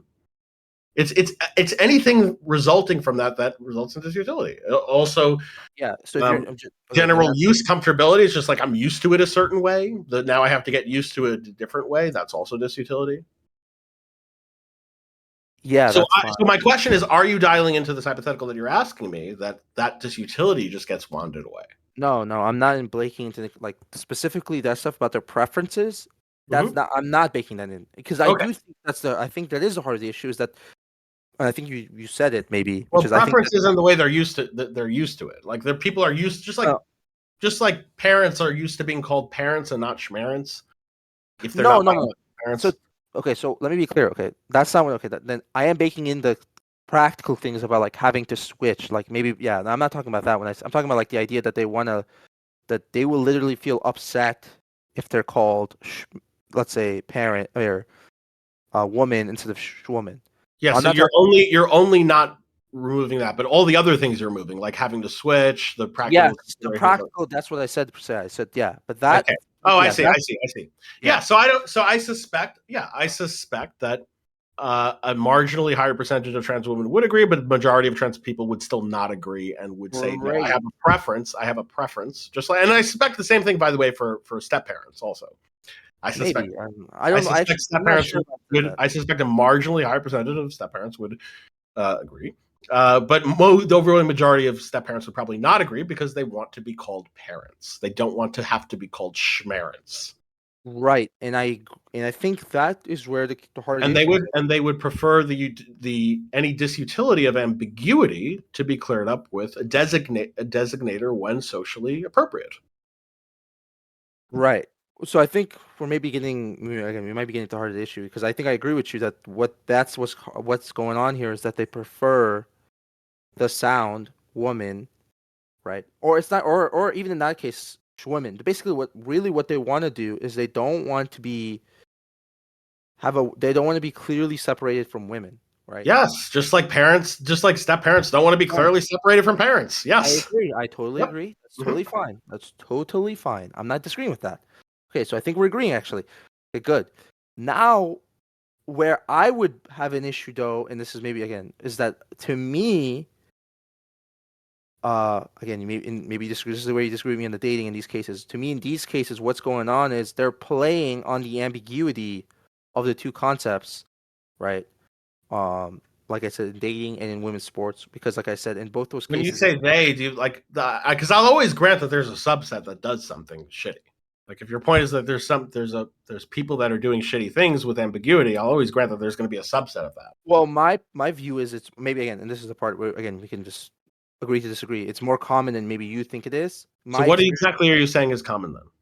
Like I said, like for example, that lady at Piers Morgan, something like that. But I already gave that as an example. But another example, in dating, is that what this heterosexual thing? The lady at Piers Morgan? What is the? No, the lady at Piers Morgan said specifically. She gave the argument that a trans woman is a woman, right? So anyone who's therefore they play sports. They play women's sports. Yeah. You agree that that's like you're equivocating, right? You're right. There's at least. I don't know. I don't know. Wait. So hold on. So I grant people make those arguments, but you're saying something further. You're saying that it's not just that they're knowingly exploiting the ambiguity to make arguments like that. Is that the sort of thing you're saying?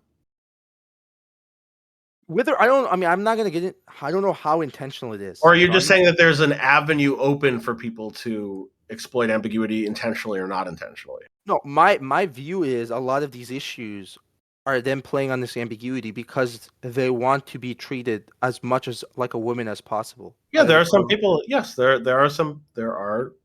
Yes, I agree that there's people that do that.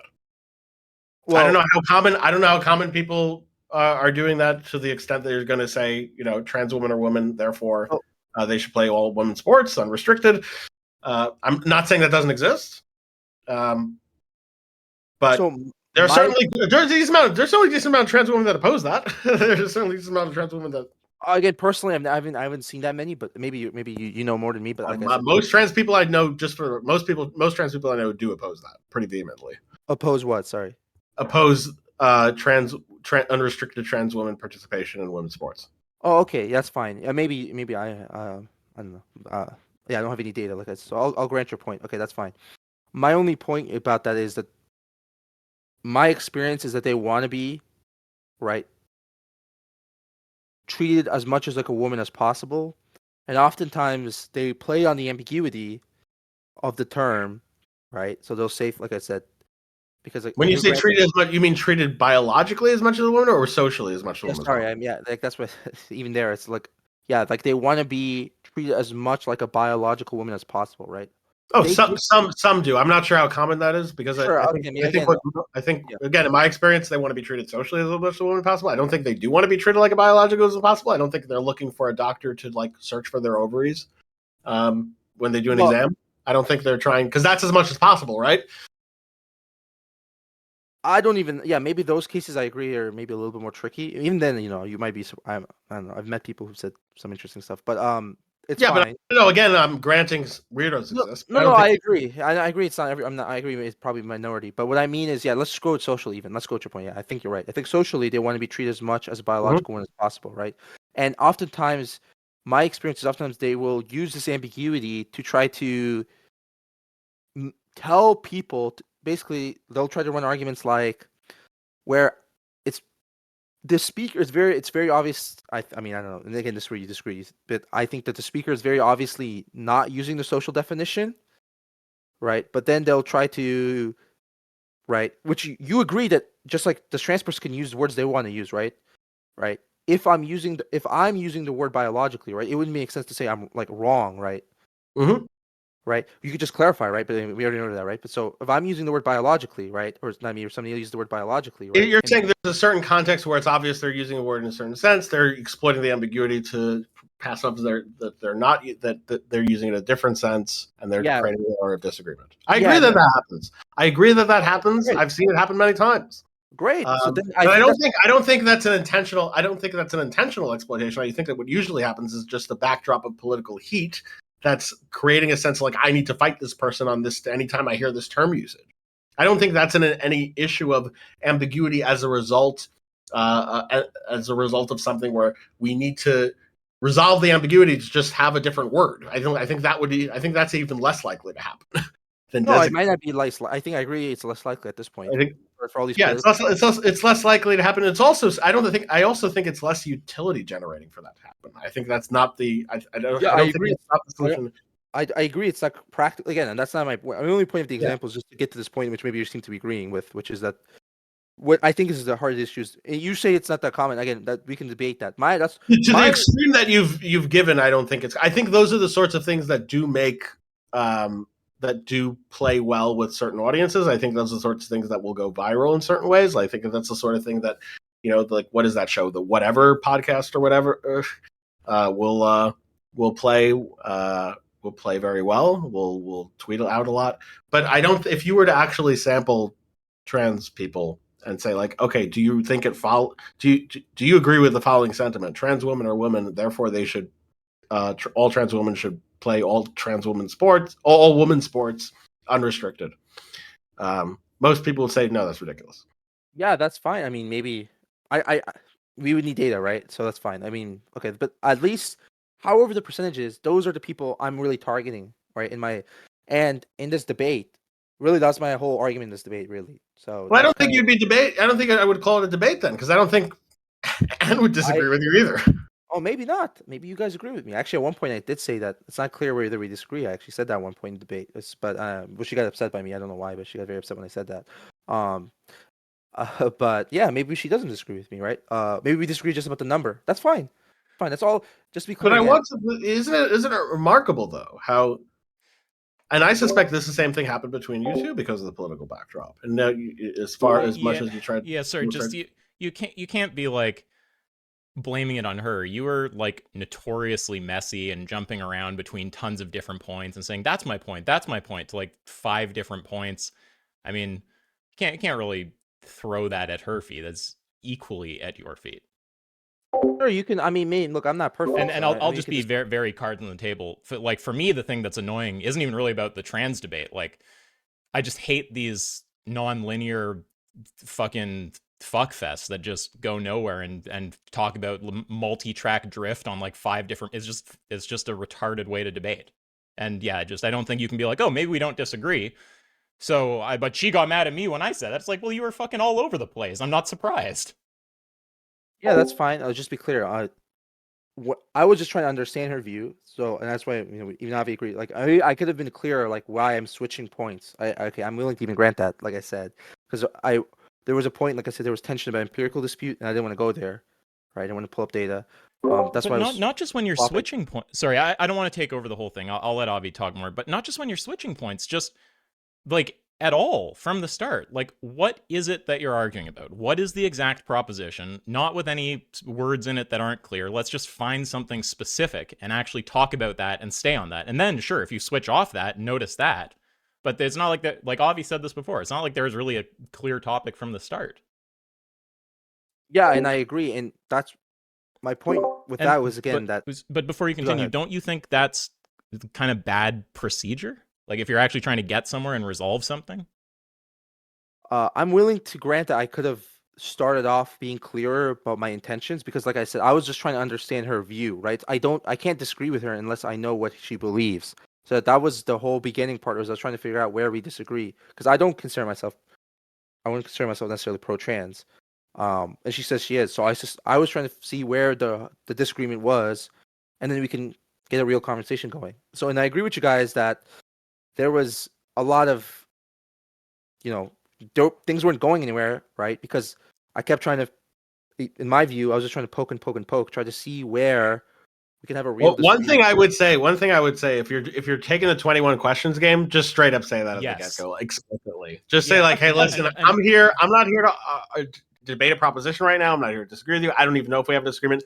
I'm literally here to play 21 questions. I'm here to poke and prod your view. Yeah, and I appreciate you acknowledging that you came in. Like I don't think you're trying to hide it or anything, but I appreciate you acknowledging. Yeah, okay. Initially, I was trying to 21 questions, just see it. That's not necessarily a bad thing. Again, my problem is when it's not clear, not it happening. Just trying to 21 questions, find if there's a point of disagreement. But then later, you're saying things like, "Oh, that's my point. That's my point." Which at that point, it sounds like you're trying to argue something. And yeah, like you said, it would be good to acknowledge that. So yeah, I mean, if what's going on is 21 questions, then do that. If that shifts into we're actually debating something, then let's like get a clear proposition and acknowledge that. And I'm not saying every conversation has to be robotic or something like that, but I look at that conversation and it's just and sorry, I acknowledge you were cut off. You can talk as long as you want after this. It's just in a conversation like that, it's so obviously all over the place that like it feels to me really clear that there needs to be more emphasis on what we're actually trying to do at any given moment in the debate and when the phase is changing. Yeah, and I don't disagree with anything you guys are saying right now. Like I said, again, yeah, I agree the debate was all over the place because in my eyes we couldn't find disagreement too much. There was a little bit some points. Yeah, that's my impression. Yeah, I guess. Yeah, but so like I'm willing to admit some of it, but I do think some of the things you guys characterize about the debate. I don't know. Like I said, to me, I felt like I'm on her. She has the mod powers, and I'm on her TikTok, right? So it's like I'm the, and I thought I was being pretty patient, and I thought she was being very aggressive with me. I don't know, which I thought was unfair. I don't think the issue is about patience. I think whether we both could have been patient, you both could have been impatient. I don't think that was the issue why the progress wasn't being made. I think progress wasn't being made because of the lack of linearity, the lack of an explicitly stated common understanding of a goal, a lack of. He's talking about something else for a second. Wait, well, I mean, you're making your own point, which is fine, but and I agree with everything you're saying about why progress wasn't being made, but just in terms of fairness. So I can grant some things. I don't remember all of it, but for instance, there was a point where you were saying, I forget the exact flow, but you'll recognize it was something roughly like this. you attributed something to her. She said, that's not my view. You said, I think you misunderstood what I'm attributing to you. And then she said, I don't want to get into it, and just tried to move on. Now, I think she was justifiably frustrated at that point, and I get where she's coming from, but I do think that's bad form on her part. I think that if you're... I basically think once someone throws some like accusation at the other person, you shouldn't really just like... You can't just throw accusations and like move along. You should... If you're going to say something about it, then that should become the topic. You should like hash that out. So it's not like we're just saying that was completely one directional and that there's nothing Anne could have improved on either. In terms not of just linearity here, which also we could say similar things to her, but in terms of you referred to it like whether it's being like fair or whether it's like a good kind of way to talk to somebody, whether that's I don't know exactly how to say that, but the more like human element, I also could agree with that and grant that there's things she could do also that would be better, and that's one example. Yeah, well, like I said, I appreciate it. I mean, I don't want to like bash her. Okay, at this point, I don't want to bash her, but like I said, it's just weird because you guys were saying a lot of stuff about me that I found very, again, maybe it's my bias, but I thought I was very surprised by, because like the example you're giving is precisely the case. You accused me of being dishonest. And all I was trying to explain to her was, yeah, maybe, and her argument was that I was misrepresenting her, right? And obviously, let me clarify, right? And like, give me the chance to, if I am misrepresenting you, we could just clarify, right? Why accuse me of dishonesty, right? Let's just make it clear and see what's going on. But she kind of got upset by that. Well, that's kind sorry. Yeah, go ahead. No, you finish. No, I was just saying, like, that, yeah, it's like that's kind of what started all the issues at the end, is because she accused, in my eyes, we both, like, I'm not perfect, so maybe I did some stuff that was wrong. Maybe I was being somewhat rhetorical, fine, but she was doing it too, and she was doing a lot of stuff, but I was letting it go, just like, right, like, but then to me, she started the one accusing me of stuff, right? And then that's when all these issues came about, because I was just trying to tell her, like, if you want to have a conversation with somebody and you accuse them of, like you said, if you accuse them of being dishonest, you should at least give them the chance to like clarify, like let them explain. Well, yeah, so I agree with all that, but some things actually a bit about the framing is a little weird there. Like, it was very obvious to me that she was already at a point of frustration before the thing that you're identifying as like the start of the kind of interpersonal breakdown. But this is kind of where I'm at with this. You come off in that conversation, and I'm not trying to be mean when I say it. I'm being honest when I say this. You come off like you're trying to do rhetoric and like you're being bad faith in that conversation. But since that conversation, I spoke to Glock, who was frustrated with my assessment of it, and who doesn't mostly. In fact, we agreed with virtually everything except my assessment of your character, and she was very insistent that you're not trying to do rhetoric, you're not trying to be bad faith, you just talk like that. And I do know people who just talk like that, and in this conversation I don't get that vibe from you. So I mean, it's obvious to me it's not just how you talk. It seems like more fair with Avi right now. So I don't know exactly what's going on. I'm no longer really as confident about it being bad faith. It might be that you come off in a certain way when you get like frustrated in the conversation, but you come off in a way that a third party who's not particularly invested, like me, I don't think I'm super invested one way or the other, can like really easily read it like you're being bad faith. Do you want some like examples of the kind of stuff that like leads me to say that? It's stuff like when you go like that's proving my point, and then when she says what is, and you're like, let's just move on. It's like, wait, what? It seems like you're trying to score a rhetorical point, then not let her address it, and then move along with the conversation. Or I don't know. I'd have to think back, but there's just a lot of those little interpersonal dynamics that, again, it could just be that the behavior is coextensive with what a sophist would do, but it's stuff that other people, when they're doing it, are there's another interpretation here, which is I'm reading everyone wrong, but I don't think that's right. There's other people who they have the coextensive behavior. Maybe it's differently motivated for them than you, but they're trying to paint a rhetorical picture. Like, for instance, you strawmanned her many times. Now, I think you might do you disagree with that? Actually, do you think that you misrepresented her like many times over and over, or not necessarily intentionally, but do you disagree with that? Yeah, honest, I don't remember too often that happening. Maybe, I mean, if you give me an example, that's fine. Yeah, but I don't really remember. And every time she said something like, "Oh, you're misrepresenting me," I would just say, I would ask her for clarification, and I'll just grant it, right? So, like, I can give you the case of the empirical dispute, right? She initially seemed to be claiming like something like very let's call it experimental philosophy. Okay. She seemed to be very, so that's how I interpreted her, right? And then and then she clarified, and she seemed to be saying something much weaker, right? And I said it's a trivial claim, but my point is, I said okay to her, right? I said okay, fine, like maybe that is a straw man. I don't know, right? Like, so the problem is, to me, it's not, is she changing her views? She's not changing her view. It's not. I mean, I don't know, right? So, but I'll be charitable and just say fine. Maybe I misunderstood you. If that's what you mean by a straw man, I'll grant that. That maybe I had an impression of what she said that was wrong. But I was always open to correction, and every time she corrected me, I would just say okay, right? Like if she did, but oftentimes she'd get really angry, which is what I'm confused by, right? Like, I think you if don't we're having realize how you come off, because it's how you come off that was leading her to get frustrated. I mean, that seems very obvious to me.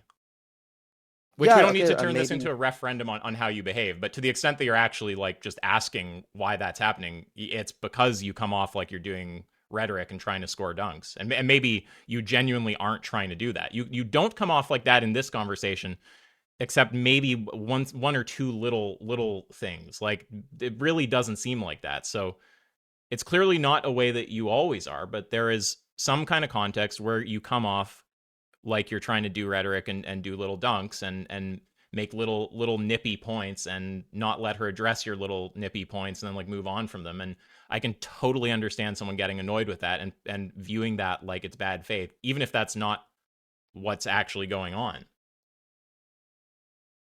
yeah, that's fine. And if it's fine if you came up to me, maybe it is something I can improve on. I mean, I'm not like, my impression was that she was much more rhetorical than me. I mean, like, that's my impression, because again, she would, to me, saying things like you're being dishonest, you're uh you know, she accused me of interrupting, which, I mean, look, I'm not saying I never interrupted, and when she did, I would actually mute.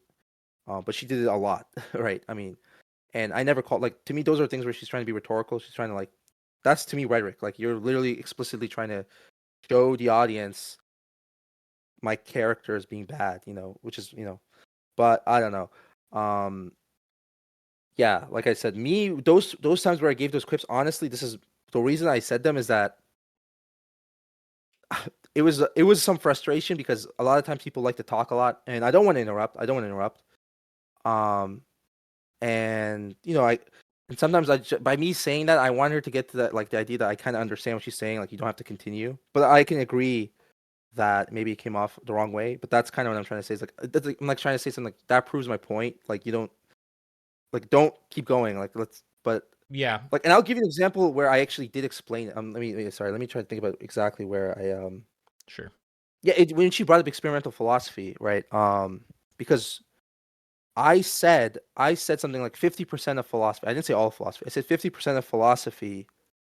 Um, you would be disregarding it, right? If you're like skeptical of conceptual analysis. I said, or at least 50% or something. I mean, just exaggerating. But the point is, a good amount of philosophy you you're not you don't believe it's like useful unless, right. And then she brought up experimental philosophy, right? And my whole point is, obviously, that's the not 50%, or that's the part that, right. So that's what I said to her when she said that. I was like, that proves my point, because you're not even disagreeing with me, right? You're agreeing with actually what I'm saying, right? Because you're saying that the experimental philosophy, which is not the conceptual analysis philosophy, right, is the Yeah, kind of I stuff get you your accept. point. I want to say your thing to you right now. I understand, and I agree with that point. I think actually, well, I mean, you'd have to change the framing a little bit, but I agree with the heart of what you're saying. I actually think that, like, that I have a problem with this kind of philosophy that doesn't start from a firm sort of empirical foundation and then just tries to do like reflective equilibrium between semantic intuitions, as if that's like a good way to get to the truth of fucking anything.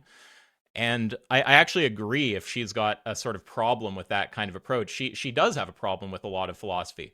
But I think the kind of thing that Lance or Avi or I would say is like, it would be good to kind of acknowledge, like, actually just bite the bullet on that and then just be like, yeah, fuck that kind of philosophy. There's just problems with how philosophy is conducted. But I agree with your point, but I also understand where she's coming from, because she's coming from not being in philosophy and not wanting to come in as an outsider and massively overstate her case and be like, you know, fuck half this field that I barely know about. So I think there's genuine confusion there, and I actually understand why you're saying that proves my point. And it could be that if we go over all that proves my point, that we'd feel similarly about them. But I think my point here, I actually think we agree probably. I don't think we disagree about anything, but I mean, the one thing I just have to chime in. I do think that's a bit of a misrepresentation of their position. I think I think nothing they said. They were saying that it's useless or worthless. I will. I mean, this is, look, I don't want to talk to this guy. I have no like interest in it, but I will clarify. I never said most philosophy is useless. I said that conceptual, and I cleared this up afterwards. Conceptual analysis is better aided by empirics. Whether you think that's trivial, it seemed like that was in dispute. Well, yeah, you should. I mean, it is at least it's something that's totally uncontroversial. But I think what you're actually probably trying to get at there is that conceptual analysis without an appropriate empirical foundation is like basically a worthless or a very questionable activity. Right. I made a comment after like, too, like, sorry, look, just to be clear, like, like the kind of stuff I was saying about actual term or whatever, like, you don't want to have a whole thing about what woman actually means when we haven't done the empirical work of clarifying the usage context, right? You could just end up talking past each other. You could end up kind of all over the place. And if we just clarified the usage context, that would actually be that would be important to the conceptual analysis, like serving any of our goals in any reasonable way at all, right? So there's a way you could say it that's not going to come off like trivial or near trivial, like, and that is, instead of like, you know, it's always nicer to like have a bonus lollipop or something, to say it more like, look, there's cases where the value of conceptual analysis absent a sufficient empirical foundation is just super questionable. Yeah, no, that's fine. And I kind of made a quick, like, brief statement, something like, okay, well, now what's up for question is the empirics about this. So if you don't have empirics, I don't have empirics, then where do you want to go with this? And then that was kind of where I left off, and that was it. And just the last thing, then I'll pass it back to Avi. I think I said that before. I try to actually do what I say, but sometimes I don't. Yeah, I think you and I might agree, Quick, because you referred to them as quips, and like, yeah, I mean, it's really, I think it's just the dynamic of making little quips and cutting in a lot with quips, and then not really wanting to get into the quips. At least that's kind of how it comes off, and that is like basically indistinguishable from someone just trying to do rhetoric and build up kind of cheap rhetorical dunks, rather than like, especially if the interruptions are for the purpose of quips rather than clarification or preventing a misrepresentation, or just preventing, like, just trying to move the progress of the conversation along. Like, interruptions aren't bad per se. Interruptions can be very good, but if you're interrupting for the purpose of a quip, if you're interrupting for the purpose of scoring rhetoric, that's the sort of thing that will get someone very frustrated. Yeah, I agree with that. So just to finish my point, I mean, I of course agree with that, and I also think there is a disparity in how frequently the interruptions were for the purpose of like diffusing something that was said that was considered unfair, which I think Anne was doing a lot of, versus making quips quips. That's my point. That proves my point. Or, oh, you're just against all blah blah blah, like, you know, just kind of little undermining, frustrating comments that don't seem to actually even capture her view adequately. There's a difference in what the cut in is. Yeah, sure, okay, I agree with that. But yeah, so anyway, the bigger sum up of all that, though, is just like, it could just be a thing about how you come off, and you may or may not Well, it sounds like you're open actually to it being possible that you come off like that. But yeah, that's why I think it counts for it. And that's not necessarily to say that the things you're saying are wrong. I suspect we have some metaphilosophical differences, probably some differences on the trans stuff. But yeah, that's the thing that led me to just find the whole thing frustrating and annoying, was that it comes off in that way. Yeah. Yeah, that's totally fine. But like, watch. Here's just an example, which even right now will happen. I'm kind of curious what you got. So she just said, for example, that she never said that she disregards all of philosophy, but I never told her that, right? Right? You guys would agree that I'm trying to infer from her what she said, right? And maybe I misinterpreted what she said, right? But that's an example of what I'm talking about, right? Right? So I never claimed that she said I think all of analytic philosophy is useless. I'm saying something. My whole point was precisely that she, out from the way she The view wouldn't follow from anything she said either, by the way.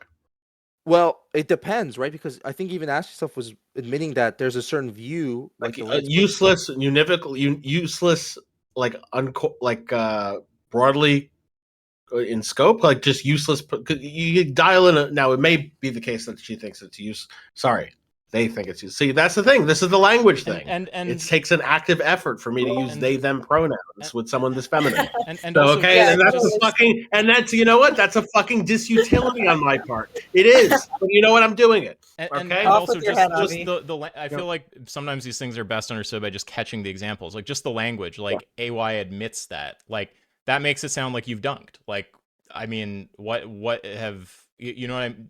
If I said Quick admits that, or Quick concedes that, or something, rather than just Quick agrees that, can you? It's a whole kind of tone Oh, of that course. that you have. Yeah. No, of course, but It's a even it's a combative, undermining, quippy kind of tone. that's, and maybe I did come off the, which even if Avi, even if you did disagree with my, let's just say you disagreed with that claim that it follows from that, right? Right, that's fine. We can have that disagreement, right? But you wouldn't. That's not dishonest, right? I mean, I did think that follows from her view, right? I mean, we can have that disagreement, right? It's not dishonest, right? And it's weird to even make the claim that, to say I never said that, because that's not obviously what I'm saying, right? I'm not saying you said that, right? I'm saying something like, it seems like this follows from your view. Maybe you do disagree with that. That's fine, right? But I don't think that's You didn't dishonest. say it seems like it follows from it. You made a stronger. You said it's more Well, strong. You came off as like it's obvious that it follows. I don't know. Maybe okay. Maybe I did come off that way. I was obviously making the claim when I say it seems. What I'm trying to say is obviously that it's. I take it to be. I think this will be helpful. It'll be helpful just in general. Like when you say terms like useless, useful, they're like indexed to a goal, right? Like it's useful for what? Because if you just leave it at that, and it's not in a context where it's not obvious what the use case is, what you're doing it for. Yeah. It's just going to be interpreted as if like, oh, well, this other person must think it's useless for everything.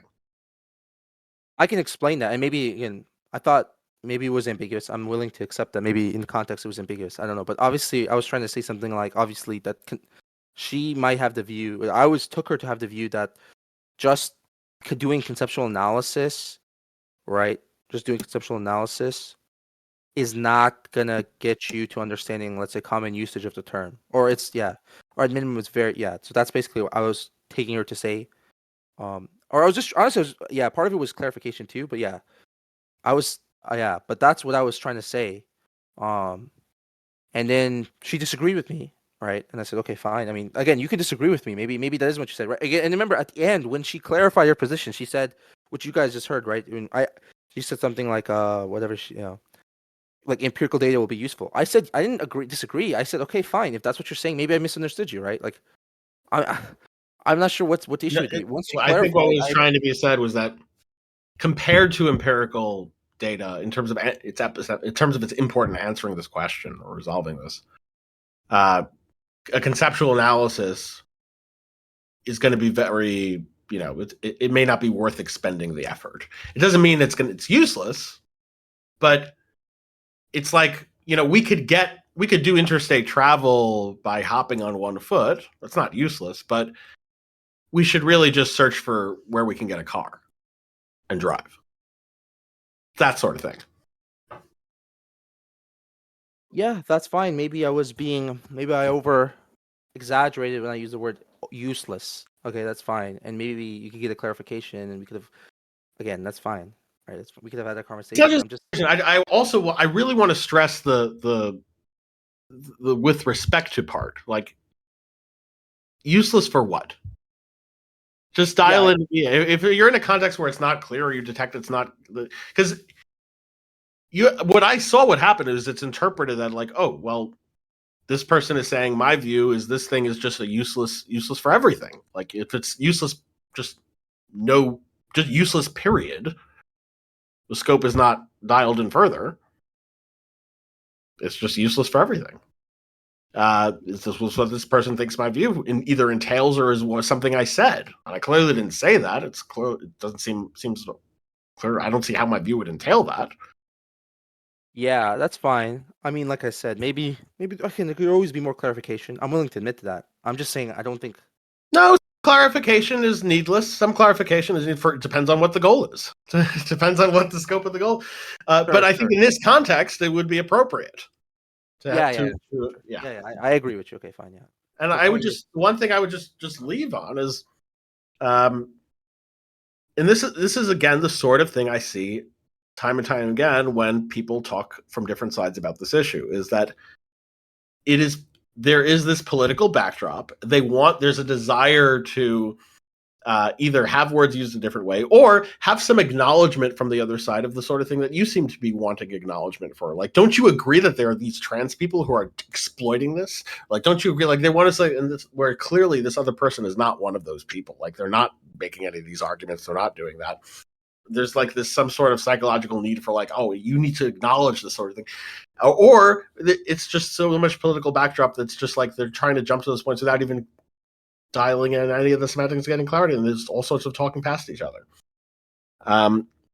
It's been much worse in other cases. To some degree, that sort of thing happened here, at least from what I saw. It was frustrating, and the frustrating part of this discussion was not at the point of the accusation of dishonesty. It was throughout. Like the frustrating part didn't happen at the end. It happened from the beginning to the end. Okay, that's your and I that's your view. It's fine to me. Like I said, it's not just my view, but yes, it is my view. Yeah. Well, I didn't say it's just. Yeah, I know you didn't say it. I just wanted to emphasize this is also Isaac's view. We independently came to this view. Oh, okay, that's fine. That's fine. Okay, it's all good. It's fine. Just to be clear, though, I mean, do you think that she was also being completely fair and honest? I'm just curious what you think about her. Fine, maybe I was being a little rhetorical. Okay, do you think she was being rhetorical? No, I think you both. I don't think either of you were being dishonest. I don't think the issue is honesty. I think the issue is frustration, talking past each other, and then all the lack of progress that comes with that sort of thing. That's fine. Yeah, I do think that there was a couple times I don't know. I thought that she also misrepresented me. What about? No, that doesn't have to be dishonest. You can misrepresent people without being dishonest. You understand? That was my exact point in that dispute. That point is specifically the point I was trying to make to her, was when she accused me of being dishonest. Wait, yeah. So I specifically told her, I said to her, like, that's not fair because I could just be misunderstanding you. Let's just clarify, maybe, right? And I actually think she misrepresented what I said. For example, like even in the chat just today afterwards, I saw her say, I could really quote it. She said something like, I accused her of saying all analytic philosophy is useless, but I didn't say that, right? That's like, I explicitly never said that. Like I would have to listen to the clip again, but I think she even said that in the clip that I said something like that when I explicitly said something like most or some, right?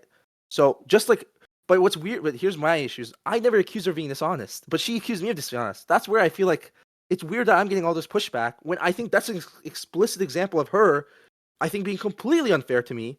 Like, fine, okay, maybe I gave some squibs, but to me that's a clear example where it's just, by the way, I'm in she's the mod, I'm in her chat, everyone's against me, right? I have to be on that, because obviously if I say something that she doesn't like, I'll get kicked. So I have to be on my best behavior, try to be as like cordial as possible. If she does overtalk me, I have to like kind of like, not get into too much any arguments. So basically this is the position I'm in, and then she gets to say you're dishonest, right? And then she basically muted me too, right? She muted me when I tried to defend myself and explain to her, like, no, that's not what's going on. like that ending part to me, I genuinely don't see how I could. Whatever you think about me, I don't know, but like that part, I don't know how you. To me, it's I'm very lost at how people can come to the impression That she's I being was the fair. one being yeah, she's being fair. That I was the one being unfair. That she was think, very much being unfair to me. I think if you look at it, if you look at it absent context, like I mean, I think I actually agreed with you earlier that it's not really. I think it's not appropriate to forget how I framed it, but like if you're gonna say something about someone's character or something, and then they're like, "Hey, well, I don't think that's true," then to just be like, "No, fuck that, we're not talking about it." I don't think that's good. So I mean, I agreed with you about that, but if you're talking about why overall you would be the one getting the shit, despite that part of the discussion being something that we agree with you with.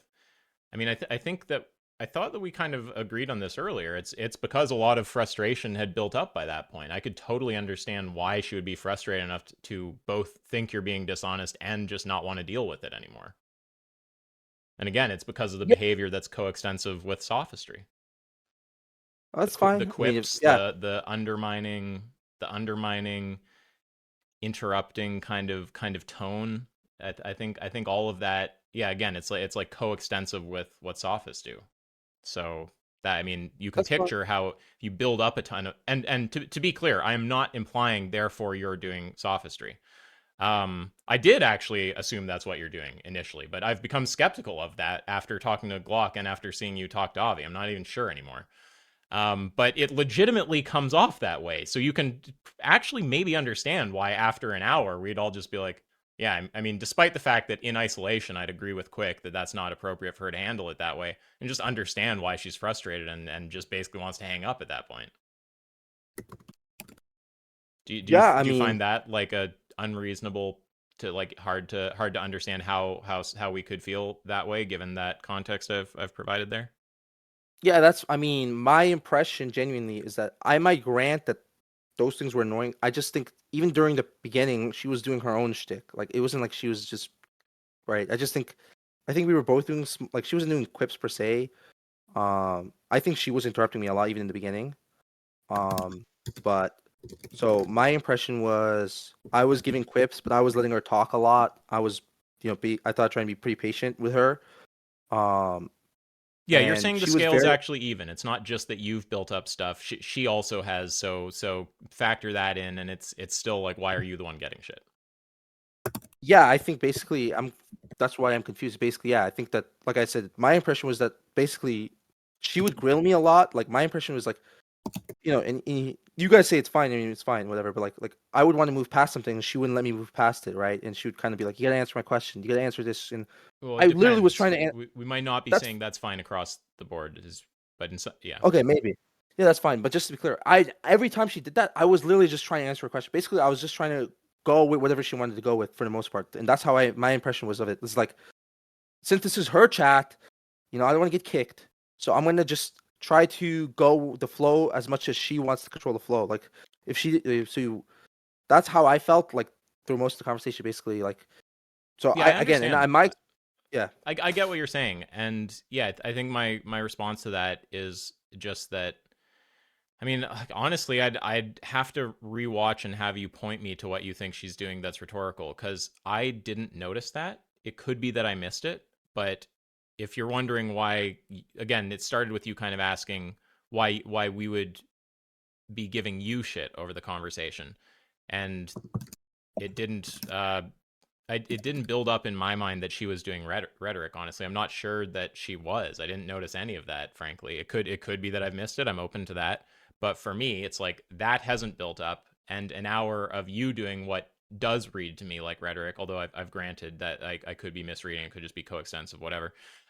Has built up. Well, actually, you said I was being a bit rhetorical and I was making quips and stuff. So I guess you kind of were doing that, but not necessarily out of bad faith. Let's say from my perspective, I'm looking at it with a bunch built up on one side of the scale, and then I'm looking at her saying, okay, fuck this, I'm just not even doing this anymore, and it seems fair from that perspective. So you might say, look, all things considered, we go back over this fine-tooth comb, the scales are going to be more even than you think, and then you might disagree or have more, or relate more to my point of view here on, it being unfair how I was judged here, and I just grant all that. That's fully possible. I'm a little skeptical because it really didn't strike me like she was doing rhetoric, but I'm open to that. But the question about why we would make the evaluation one way or the other, that I think I've given a reasonably clear explanation for. I don't know that you disagree or find any problems with it, do you? No, I don't. Look. It seems like what you're saying is fair. I'm kind of happy. Actually where this conversation ended. I actually suspect this would happen, but because yeah, my experience is when I talk to people who know what to talk about, we can get more progress. But yeah, like I said, it seems like we can go through. I'm gonna maybe listen to it one more time. I actually never re-listened to the conversation. But seems like you agree that it's maybe a little bit more muddy than you thought it was, which is fine. And if you still have the position you have, I'm okay with that. Like again, well, to be wait a honest, you guys. second. Wait. I'm not necessarily saying that. I'm just saying that I'm open to my perception being wrong. Like if someone tells me, "Hey, you just saw that totally wrong. There was something else going on." I'm not going to insist based on my memory that's not the case. I don't currently think it's too muddy. It read to me like you were doing quips and doing rhetoric and she wasn't really doing that. But if you say it's really the opposite, and if we go over this with a fine-tooth comb, I can show you otherwise. I'm just not going to say that's false. That could be true. That doesn't mean that I'm granting that it's muddy, though. I still have the same evaluation currently as I did like a few minutes ago. Okay, that's fine. I'm happy you clarified. Okay, that's good. That's fine. I mean, you can have that view, and it's fine. And maybe I did do that. I don't know. Okay. I think I'm pretty happy actually with where this ended. Like I said, maybe I did be more rhetorical than I thought I was. I really didn't think I was being that rhetorical, but Well, and if you want, like again, this is kind of, some people might find this obnoxious to get into because this is more about like how you're coming across or what you, like you personally, and you might just say like fuck that, I don't know you, dude. Let's just like I just want to talk about philosophy. So, whatever. But I am happy to sit down with you for like 15, 20 minutes and just play back the debate and just show you when the kind of things you're saying that are leading me to form that impression. Because to the reading I'm getting now is that, and maybe your motives changed, or maybe I misperceived your motive. I don't know. But the reading I'm getting now is that you're open to the idea that the way you're coming off is suboptimal and could be like the source or like a major contributing factor to some of the things that actually frustrated you about the conversation, like the evaluation that we later made of it, or the way that she treated you at the end of the conversation. And assuming you are kind of open to seeing why someone would form that perspective, I mean, I feel like it would be like kind of incumbent on me to be willing to like sit down with you and go over some amount of it and just inform you, because it sucks to be like, hey, you're doing this thing that like pisses people off and leads to frustration and causes problems, and you're like, shit, really? Like, okay, well, if that might be true, let's like find out. And then just being like, no, fuck fuck you, like I'm not gonna show you. It seems like that would be needlessly like not showing you something that could be useful to you about how other people might be seeing what you're doing. So yeah, you can ping me or something if you want to at some point sit down, just go over 15, 20 minutes, and I can just point out as we're watching it what the things that are leading me to form that impression. And then you can, in the future, to the degree that you care about people like me forming impressions like that, moderate those things. Yeah, that's fine. We can do that. I'm totally happy. Like I said, I want to, before I make my own. I do want to listen to it one time fully by myself, because maybe I will have the impression you have, and maybe there's no point of you doing any of this. So I'm that open, right? Maybe I did come off totally rhetorically and all this stuff. So I do want to listen to it one more time, but it's fine. It's fine. I think I'm in a happy agreement. Like I said, I don't have an issue with anybody disagreeing. I don't even have an issue with you guys insulting me. It's totally fine. Just happy that you're open to hearing my perspective. Okay, all good. I'm not in. Oh, did he go? Oh, yeah. To be clear, I'm not insulting you now. I was insulting you before, though. Yeah. Okay. That's fine. I'm just being clear. Like, I don't like. It's totally fine. Yeah, no. I know your point was just you're chill with where things have ended up. I just didn't want there to be an impression I'm still insulting you. I wouldn't want to be seen as insulting someone after they've been reasonable. No, Which okay, isn't to imply you weren't reasonable initially if I misperceived something. No, it's all good. I just appreciate the openness to hear my perspective, and it's all good. All good, all good. I'm gonna go, but you guys can continue talking. Okay. I Okay. think Do you I'm have any? happy where it's in. Wait, did Avi have any final stuff, or were you done, Avi? Oh yeah, no, I think I was basically done. Okay. All right. Yeah. Good talk. Quick. Yep, good talk. All right, bye-bye. Was there anything else to talk about, or okay? No, he's gone. All right.